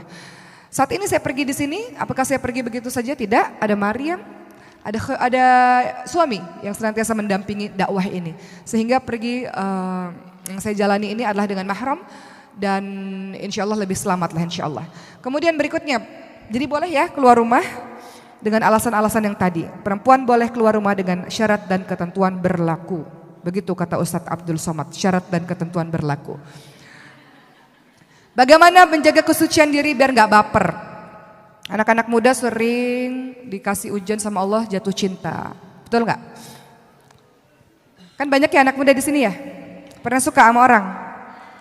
Ya Allah, susah banget sih rasanya jatuh cinta gitu ya, sedih. Kenapa sih Allah kasih jatuh cinta ya Allah, susah, tau nggak? Jatuh cinta susah nggak? Susah, ribet, pusing gitu ya. Dulu waktu saya zaman SMA kan pernah suka juga sama orang. Bilang sama Allah, ya Allah kenapa sih harus suka sama dia ya Allah? Masalahnya kan Allah yang memberikan rasa suka ya. Kenapa sih ya Allah? Namun kita harus pandai-pandai dalam mengelolanya teman-teman sekalian. Bagaimana cara nggak baper? Nggak usah kepo. Nggak usah kepo, udah itu aja. Kalimatnya itu aja, nggak usah kepo. Maksudnya apa? Kalau kita suka, kita itu kepo. Pengen tahu lewat rumahnya aja udah dredeg hati kita, ya enggak? Baru lewat rumahnya, lihat pagar rumahnya aja udah deg-degan. Apalagi lihat orangnya. Udah nggak usah cari tahu, nggak usah cari tahu dia lagi di mana kegiatannya apa, nggak usah stalking, lihat Instagramnya udah, nggak usah follow, nggak follow kok, tapi stalking, lihat gitu, nggak perlu. Ibarat tanaman, semakin dikasih air, dikasih pupuk, tumbuh subur. Begitu pula dengan rasa cinta, engkau pupuk, engkau bina itu ya semakin subur. Tapi kalau engkau diamkan saja, sibukkan dengan perkara-perkara baik. Kalau engkau sudah sibuk dengan perkara-perkara baik, nggak ada waktu lagi untuk memikirkan perkara-perkara yang seperti itu. Ya selentingan adalah aduh rasa cinta, rasa rindu, tapi karena kita udah sibuk, udah capek mikirin kesibukan kita yang baik. Maka masa muda ini pada saat fisikmu masih kuat, nanti kalau engkau sudah berumur, pasti engkau menyesal kalau masa mudamu tak engkau lakukan dengan baik. Betul nggak ibu-ibu yang sudah berumur? Kata ibu-ibu yang sudah berumur, kenapa dulu waktu muda nggak belajar agama ya sejak kecil? Kenapa dulu waktu muda nggak ngafalin Quran ya? Kalau sekarang ngafalin Quran kok kayaknya susah gitu. Surah Yasin itu kok, Yasin udah hafal ya. Surah apa nih? Surah apa? Surah Al-Falaq bisa sayang? Al-Balad mah bisa lah insya Allah ya. Misalnya surah Al-Kafirun, surah Al-Kahfi lah.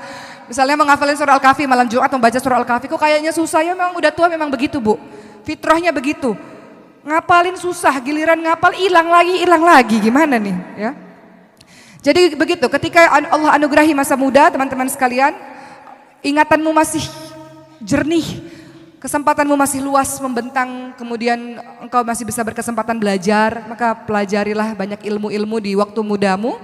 Dengan sibuk pada perkara kebaikan, insya Allah engkau akan lupa dengan perkara-perkara jatuh cintamu itu. Teman-teman sekalian, saya selalu mengatakan dan kita sudah tahu tentang ini, Allah sudah takdirkan jodoh kita 50.000 tahun sebelum kita diciptakan. Mau engkau pacaran setahun, 2 tahun, 10 tahun, 15 tahun, 20 tahun, kalau Allah tak takdirkan, kau tak akan pernah bisa bersama. Betul nggak? Yang ada ngapain sih aktivitas pacaran di dalamnya? Nggak ngapa-ngapain kok, aku kan pacaran syar'i. Pacaran syar'i itu apa? Abi, Umi, udah begitu. Panggil-panggil Abi Umi. Kok lebih ngalah-ngalahin daripada yang udah nikah? Pacaran syar'i apa? Selamat berbuka puasa ya, wahai calon imamku.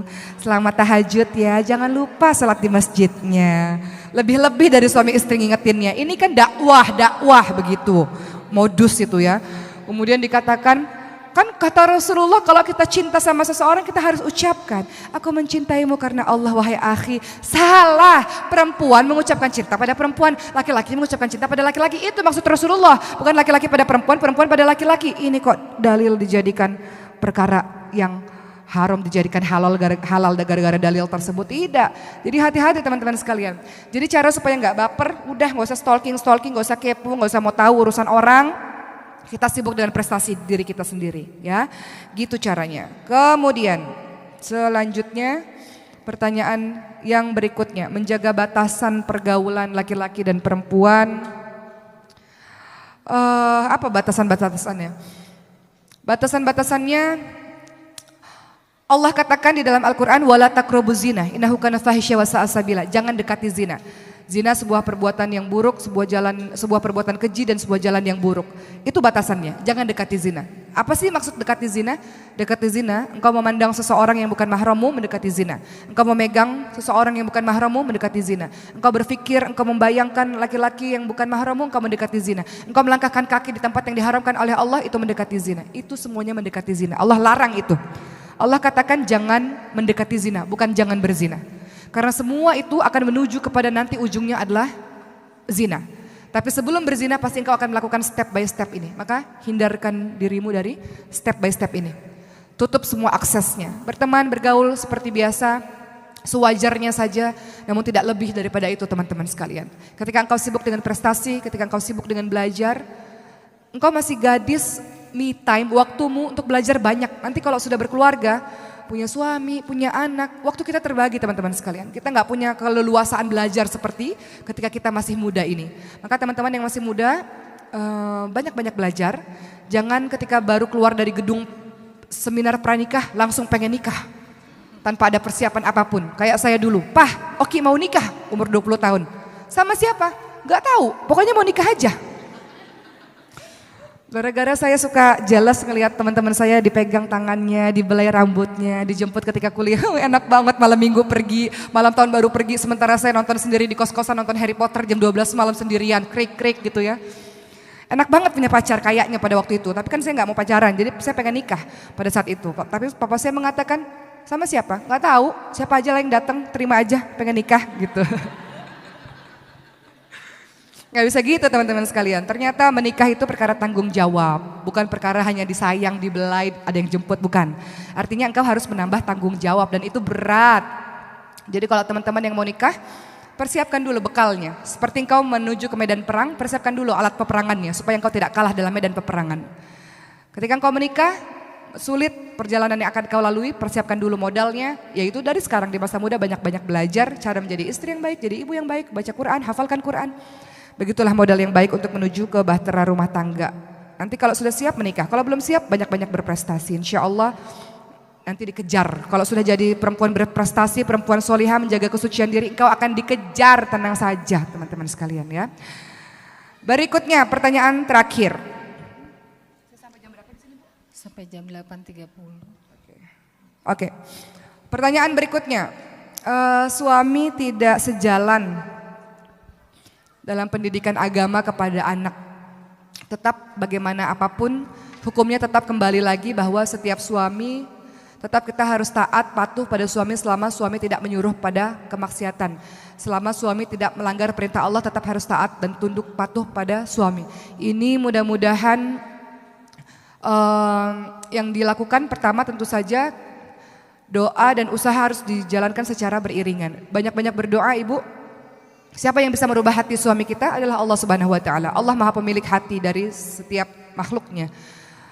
Kapan doa paling mustajab? Doakan suami kita kapan saja, namun yang paling mustajab adalah di sepertiga malam terakhir, yaitu sekitar pukul 1 atau setengah 2 pagi sampai menjelang subuh.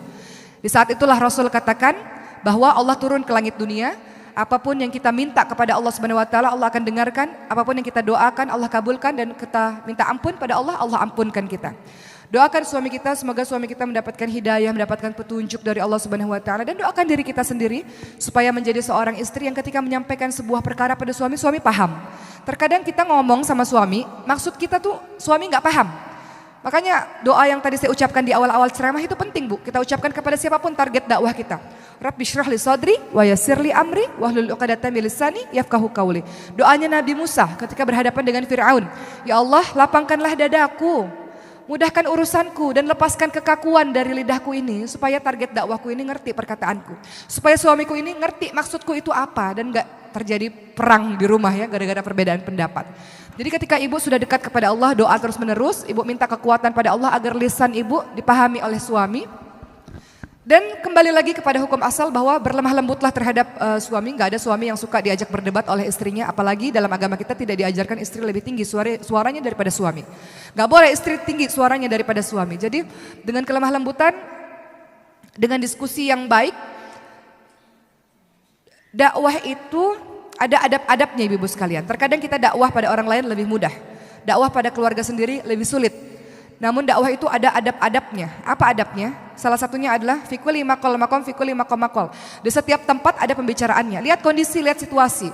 Kira-kira suami lagi panas, suami lagi capek, nggak mungkin kita ajak berdiskusi tentang sebuah perkara. Namun ketika ibu sudah melayani suami dengan baik, perutnya udah kenyang, keadaan hatinya udah tenang, baru diucapkan kalimat-kalimat yang sekiranya bisa diajak berdiskusi. Jadi tadi kalimatnya, di setiap tempat ada perkataan, di setiap perkataan ada tempatnya. Pandai-pandailah seorang istri mencari waktu yang tepat untuk membicarakan pola pendidikan terbaik untuk anak misalnya. Kemudian tadi saya katakan dengan lemah lembut. Dalilnya adalah fabima rahmati minallahi linta lahum walau kunta faddan ghalidhal qalbi lam faddu min hawlik. Sebab rahmat Allah kamu berkasih sayang berlemah lembut dengan sesama manusia. Kalau kamu kasar dan keras, orang-orang akan menjauh daripadamu. Jadi kita diminta untuk berlemah lembut kepada siapapun, apalagi kepada suami kita sendiri. Dan kemudian biasanya laki-laki memerlukan bukti, perlu bukti. Maka buktikan dari ibu sendiri terlebih dahulu. Dengan ibu belajar agama, akhlak ibu lebih baik, lebih lembut, lebih santun pada suami. Sehingga suami pun akan merasa kalau anak saya belajar agama, dia pasti akan lebih santun, lebih lembut, prestasi akademiknya lebih naik, seperti itu. Maka buktikan dari diri ibu diri sendiri terlebih dahulu. Sehingga suami percaya kalau orang sudah menuju kepada agama, dia akan lebih baik insya Allah. Begitulah terkadang nasihat untuk diri saya pribadi. Dua orang dari latar belakang yang berbeda, background yang berbeda, mungkin pendidikan berbeda, pergaulan yang berbeda, kadang memang agak sulit untuk disatukan, tapi itulah perjuangan kita ibu-ibu sekalian. Kadang Allah diuji, kadang kita semua diuji dari ekonomi, kadang diuji dengan sakit, kadang diuji dengan anak-anak kita sendiri. Makanya dalam Al-Quran posisi anak ada 4. Ada dia sebagai penyejuk hati, ada dia sebagai perhiasan, dalam surah At-Taghabun 14-15 dia sebagai ujian atau fitnah. Begitu pula dengan suami-suami kita. Kadang suami kita baik, kadang suami kita menjadi dalam tanda kutip musuh yang tidak sependapat dengan kita. Maka kita minta sama Allah agar kita memiliki kekuatan untuk bisa berdiskusi dengan baik kepadanya. Atau kalau memang kita tidak bisa, tadi saya katakan panggil orang yang bijak. Panggil orang yang dihormati olehnya untuk memberikan nasihat padanya. Nggak usah susah-susah. Di dalam pengajian, ibu bisikkan kepada ustadznya misalnya, atau ibu beri pesan kepada ustadznya, Ustadz, saya mau nasihatin suami saya Ustadz, tapi lewat mulut ustadz ya, begini Ustadz. Tentang pertanyaannya begini, bagaimana cara suami yang tidak mendukung anak-anaknya untuk belajar agama? Itu ya Ustadz, nanti Ustadz jawab pertanyaan itu ya. Secara tidak langsung Ustadznya sedang menasihati suami ibu sendiri. Jadi begitu ada banyak cara dalam berdakwah teman-teman sekalian. Yang perlu dalam berdakwah adalah sabar. Nabi Nuh alaihissalam berdakwah 950 tahun. Banyak banget itu. Berdakwahnya sangat panjang. Sabar, hanya beberapa orang saja dengan hewan-hewan yang pada akhirnya menaiki kapalnya Nabi Nuh alaihissalam. Begitu pula dengan kita, sabar dalam dakwah tidak bisa merubah seseorang instan begitu saja, tapi kalau Allah sudah berkehendak, kun fayakun, jadi maka jadilah dia. Bisa saja hari ini suami kita menentang, besok kalau Allah rubah hatinya, dengan mudah dia bisa mengizinkan anak-anak kita untuk belajar agama. Belajar agama bisa di rumah ibu-ibu sekalian, panggil guru ke rumah, ajak berdiskusi dengan anak-anak kita, insya Allah anak-anak kita menunjukkan akhlak yang baik, Bapak pun akan senang. Begitu ya Bu. Mohon maaf kalau ada beberapa jawaban yang kurang memuaskan, tapi saya berharap apa yang saya sampaikan pada hari ini bisa bermanfaat. Doakan saya, karena saya akan meneruskan perjalanan menuju ke Klaten. Jadi ini safari dakwah yang menuju ke daerah-daerah Jawa. Sebelum kita mengakhiri perjumpaan kita kali ini, alangkah baiknya kalau kita tutup dengan doa. Boleh kita berdoa bersama-sama? Kita tundukkan kepala kita Ibu dan kita angkat tangan kita. Astaghfirullahaladzim, astaghfirullahaladzim, astaghfirullahaladzim, astaghfirullahaladzim, astaghfirullahaladzim, astaghfirullahaladzim. A'udzu billahi minasyaitonir rajim. Bismillahirrahmanirrahim. Hamdasy syakirin, hamdan na'imin, hamdan yuwafi ni'amahu wa yukafi'u mazidah. Ya Rabbana lakal hamdu kama yanbaghi li jalali wajhikal karimi wa azimi sultanik. Allahumma salli ala sayyidina Muhammad wa ala alihi wa sahbihi ajma'in. Ya Allah, Engkau kumpulkan kami di tempat ini, ya Allah, kembali kami datang kepadamu, ya Allah, dalam keadaan penuh dosa, penuh khilaf, penuh salah, ya Allah. Ampunilah dosa-dosa kami yang sudah sangat banyak, ya Allah. Orang-orang menghormati kami, sayang pada kami karena Engkau telah menutupi dosa kami di mata manusia. Seandainya Engkau buka aib kami, tidak ada seorang pun yang mau berteman dengan kami, maka ampuni kami, ya Allah. Ampuni kebodohan kami, ampuni kejahiliahan kami, ampuni kelalaian kami, ya Allah. Ampuni kami yang tidak khusyuk, yang tidak sungguh-sungguh dalam beribadah kepadamu ya Allah. Anugerahilah kami kesabaran dalam beribadah kepadamu. Anugerahilah kami kesabaran dalam menuju ketaatan padamu. Anugerahilah kami kesabaran dalam menghadapi ujian-ujian yang Kau berikan kepada kami. Anugerahilah kami kesabaran dalam meninggalkan kemaksiatan wahai Allah. Kami ingin menjadi istri yang baik dan ibu yang baik. Kami ingin menjadi seorang anak yang berbakti kepada kedua orang tua kami ya Allah. Kami ingin menjadi saudara yang baik ya Allah. Maka jagalah lisan kami, jaga pandangan mata kami, jaga pendengaran kami. Berikan cahaya pada lisan kami, berikan cahaya pada pendengaran kami, berikan cahaya pada pandangan mata kami, berikan cahaya pada hati kami sehingga hati kami selalu berisi yang baik-baik saja ya Allah. Bersihkan hati kami di antara semua penyakit-penyakit hati yang menggerogoti diri ini ya Allah. Ya Allah, kami ingin jadi orang baik. Engkau yang maha membolak-balikkan hati. Ya muqallibal qulub, tsabbit qalbi ala dinik. Namun kami mohon padamu untuk menetapkan hati kami atas ketaatan padamu. Rabbana la tuzigh qulubana ba'da idh hadaitana wa hab lana min ladunka rahmah innaka antal wahhab. Jangan engkau kembalikan kami pada kehidupan kami yang bodoh di masa lalu. Jangan engkau kembalikan kami pada kehidupan kami yang tidak paham tentang ilmu agama di masa lalu. Jadikanlah kehidupan kami penuh dengan jalan hidayah dan istiqamah di jalan-Mu hai Allah. Dan jadikanlah orang-orang tersayang kami, suami kami, orang tua kami, kakak, adik kami, teman-teman kami semuanya berhijrah menuju pada jalan-Mu dan istiqamah di jalan-Mu. Dan ya Allah, bagi saudara-saudara kami yang sakit, terutama pada pemilik masjid ini, yang membangun masjid ini, Ibu Suciati dan keluarganya. Saat ini Ibu Suciati sedang sakit, berikan ya Allah kesembuhan, kesehatan kepada raganya ya Allah. Berikan umur yang panjang dan keberkahan dalam hidupnya ya Allah, yang telah membuat kami bisa belajar di masjid ini. Dan untuk siapapun yang sakit, saudara-saudara kami, orang tua kami, semua teman-teman kami ya Allah, gugurkan dosa-dosanya dan berikan kesabaran dalam menghadapi sakitnya ya Allah. Ya Allah, Rabbana hab lana min azwajina wa dzurriyyatina qurrata a'yun waj'alna lil muttaqina imama. Jadikan keluarga kami sakinah mawaddah warahmah. Jadikan kami pemimpin bagi orang-orang yang bertakwa. Jadikan pasangan kami sebagai penyejuk mata, penyejuk hati. Ya Allah, matikan kami dalam keadaan husnul khatimah ya Allah. Mudahkanlah kami dalam menghadapi alam kubur, mudahkanlah kami dalam menghadapi padang mahsyar, mudahkanlah kami dalam menjalankan titian sirat ya Allah, dan masukkanlah kami ke dalam syurga-Mu yang tidak ada kesedihan, tidak ada air mata, tidak ada kesusahan, tidak ada kesakitan ya Allah. Rabbana atina fid dunya hasanah wa fil akhirati hasanah wa qina adzabannar. Berikan kami kebahagiaan dunia akhirat dan jadikanlah anak keturunan kami semuanya menjadi pejuang agama-Mu wahai Allah. Amin amin ya rabbal alamin. Terima kasih Ibu-ibu sekalian, berjumpa lagi di lain kesempatan, kalau tidak di bumi Allah, di syurganya Allah Subhanahu wa taala. Amin, amin. Assalamualaikum warahmatullahi wabarakatuh. Salah satu cara kita bisa masuk syurga, selain kita melakukan 4 hal yang saya sebutkan di awal tadi, sholat 5 waktu, puasa di bulan suci Ramadan, taat pada suami dan menjaga kesucian diri, adalah ridho suami terhadap kita Bu. Ketika kita meninggal dunia, maka kita bisa masuk ke dalam syurganya Allah. Maksud ridho apa? Suami merasa sangat-sangat kehilangan. Karena begitu taatnya, begitu nurutnya, begitu baiknya kita, sehingga ketika kita meninggal, suami ridho kepada kita bisa masuk syurganya Allah. Suami merasa kehilangan, ada enggak? Atau kita lihat orang tua kita, atau ibu pernah mengalami ada temannya atau saudaranya atau orang tua kita sendiri, ketika kita lihat ibu kita meninggal, ayah kita begitu terpukul, begitu rasa kehilangan luar biasa, ada enggak? Mungkin anak-anaknya enggak seberapa sedih, tapi bapak kita sedihnya luar biasa. Kenapa? Saking baiknya itu istri, jadi kehilangannya luar biasa. Ini adalah istri-istri yang masuk syurganya Allah Subhanahu wa taala. Begitu pula dengan Rasulullah SAW, ketika Siti Khadijah wafat meninggal dunia, beliau merasa sedih, maka disebut dengan tahun-tahun kesedihan. Kenapa? Karena Khadijah jadilah seorang istri yang sangat dicintai, seperti Khadijah yang sangat dicintai oleh Rasulullah, bukan istri yang ketika sudah meninggal dunia, alhamdulillah kata suaminya, besok udah ganti istri baru gitu ya. Jadilah istri yang suami merasa sangat kehilangan, walaupun beberapa kemudian menikah lagi ya nggak apa-apa, memang fitrahnya laki-laki. Tapi janganlah hari ini meninggal besok udah nikah lagi gitu ya. Jadilah seorang istri yang suami ridho terhadapnya. Waktu Rasulullah SAW kehilangan Siti Khadijah, Rasulullah dalam keadaan yang sangat-sangat sedih, disebut tahun kesedihan. Kenapa? Siti Khadijah memiliki gambaran sebagai seorang wanita ideal, istri yang ideal. Susah, diajak susah bersama-sama. Siti Khadijah beda dengan Aisyah, walaupun dua-duanya memiliki keutamaan yang berbeda.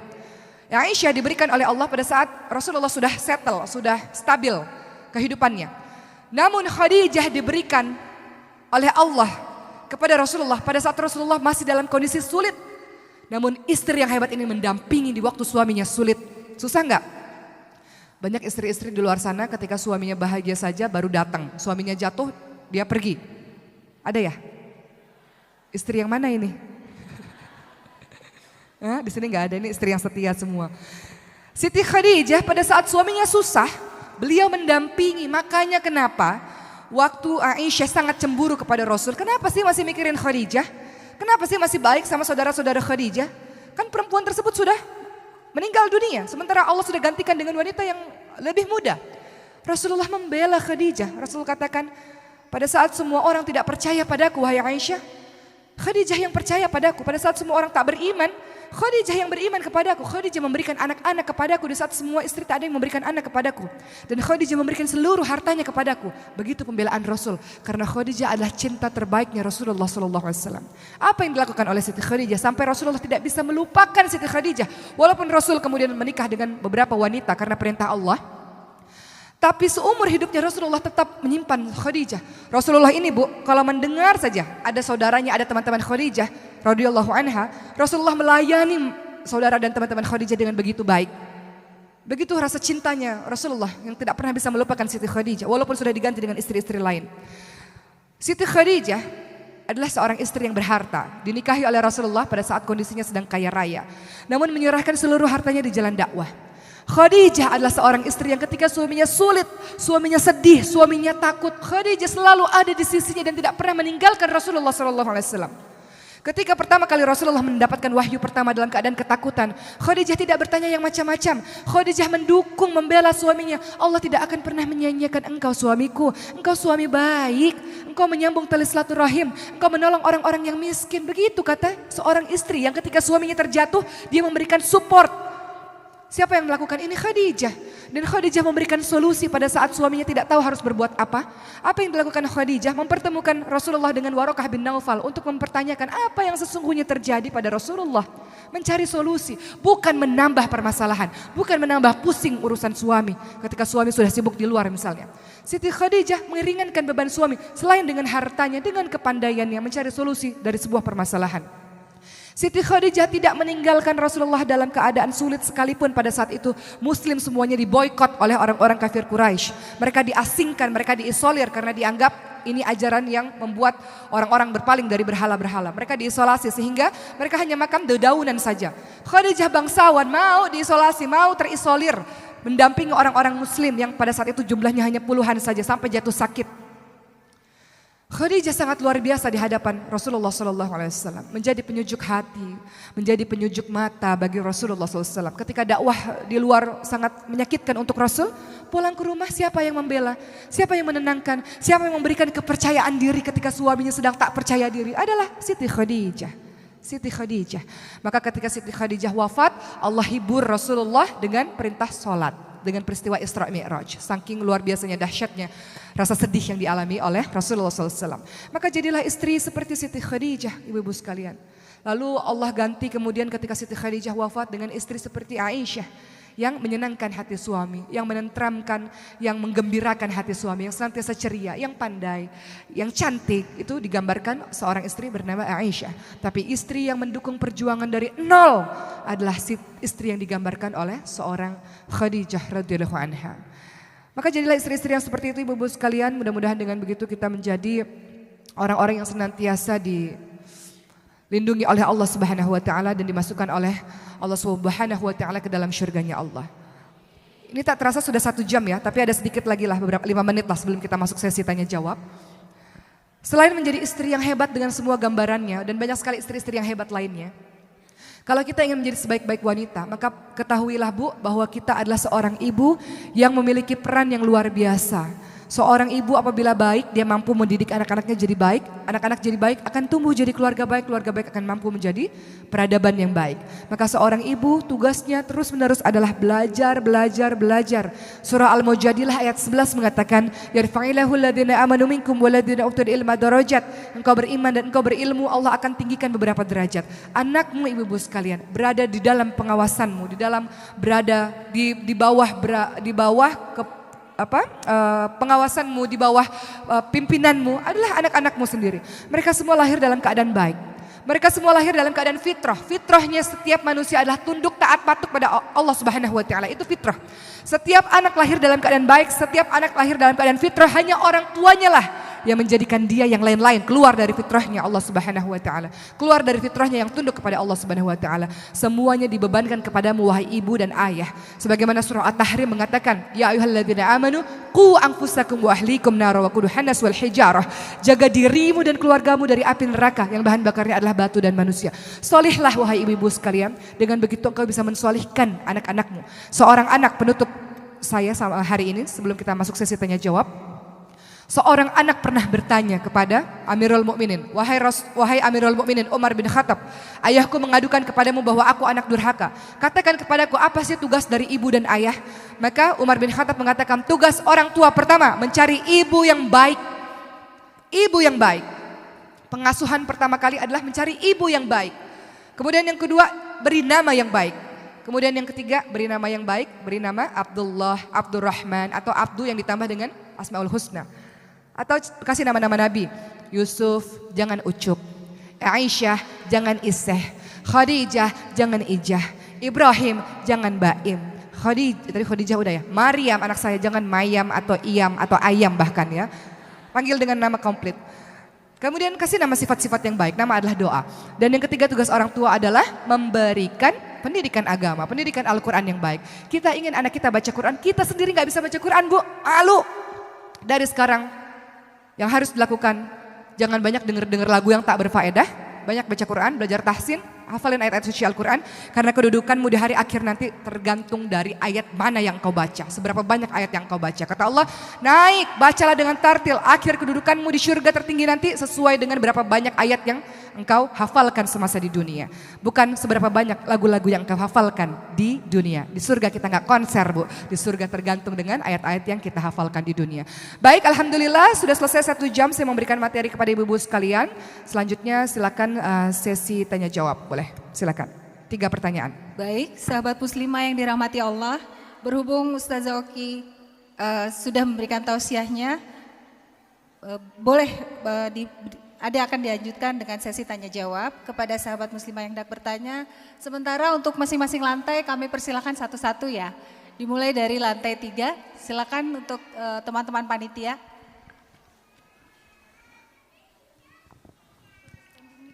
Langsung ke standing mic aja ya. Bagaimana di lantai 3, apa ada yang mau bertanya? Ada. Oke, sebentar.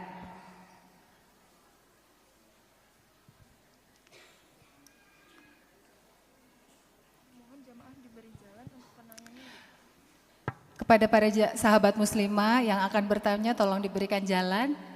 Ya, terima kasih. Sip.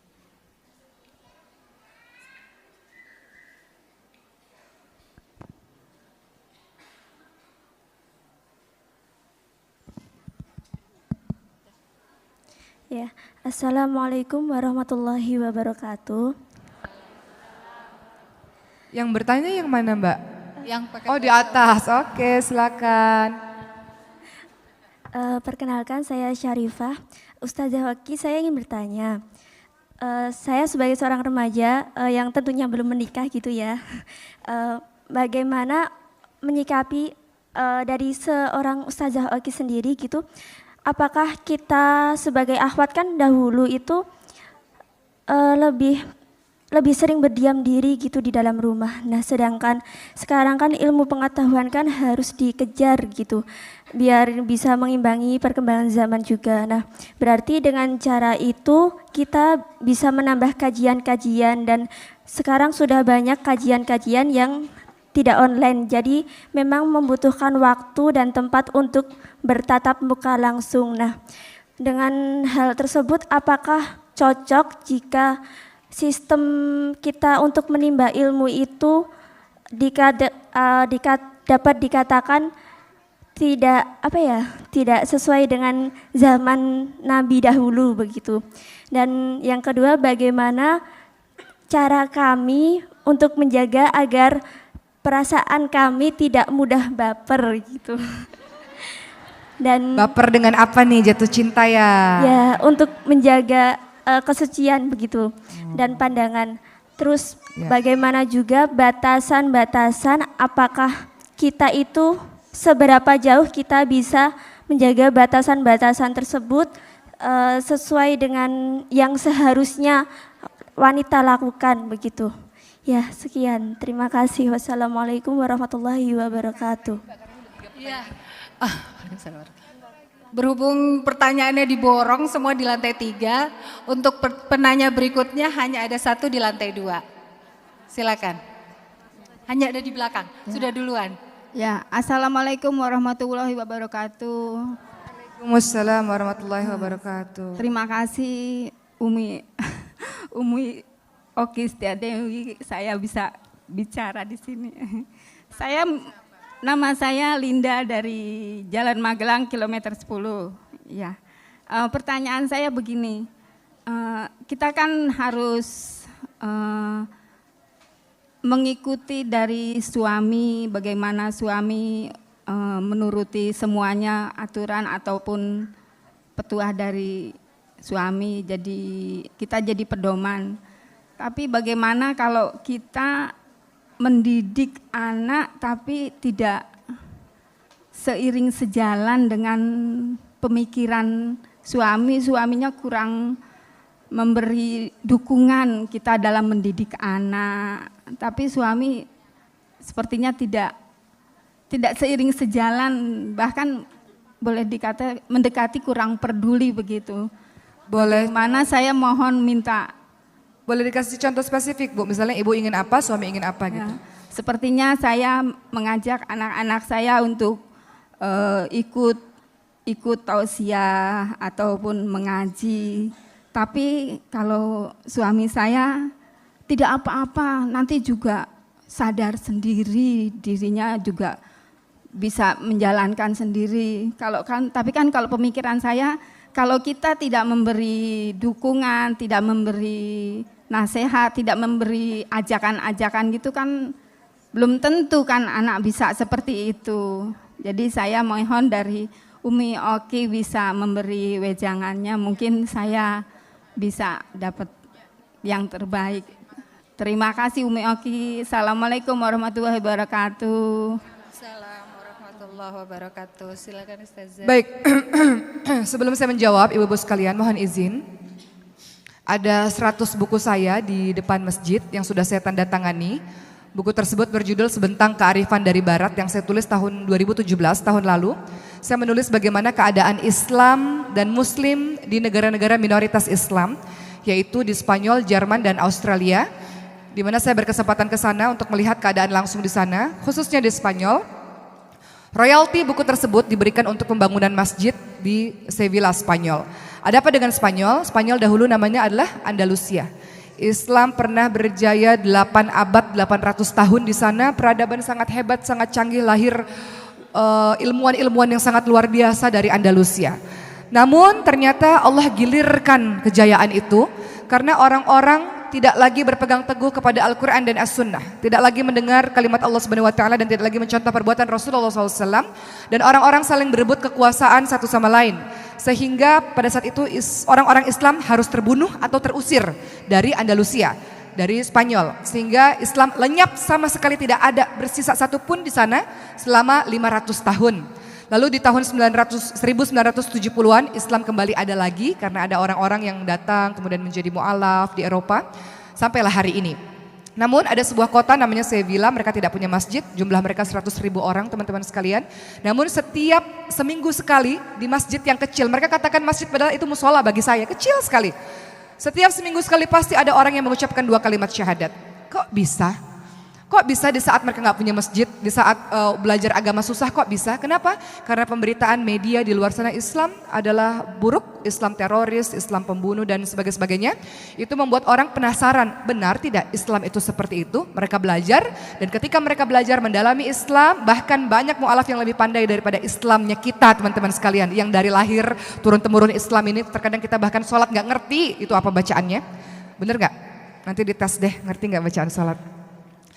Kemudian akhirnya mereka mengucapkan 2 kalimat syahadat, banyak mu'alaf-mu'alaf di sana. Itulah yang saya tulis dalam buku itu, menyadarkan kepada kita semua. Mereka mengatakan, oke, katakan pada orang Indonesia, beruntung sekali mereka orang Indonesia, 200 juta jiwa lebih kita ini, mayoritas muslim di dunia adalah Indonesia. Masjid, berapa meter ada masjid? Dikit-dikit dengar lantunan ayat suci Al-Quran, dikit-dikit dengar azan. Tidak seperti mereka. Katakan pada mereka, beruntung sekali orang-orang Islam di Indonesia yang bisa belajar dengan mudah agama Islam. Namun mereka harus susah payah untuk mempelajari agama Islam.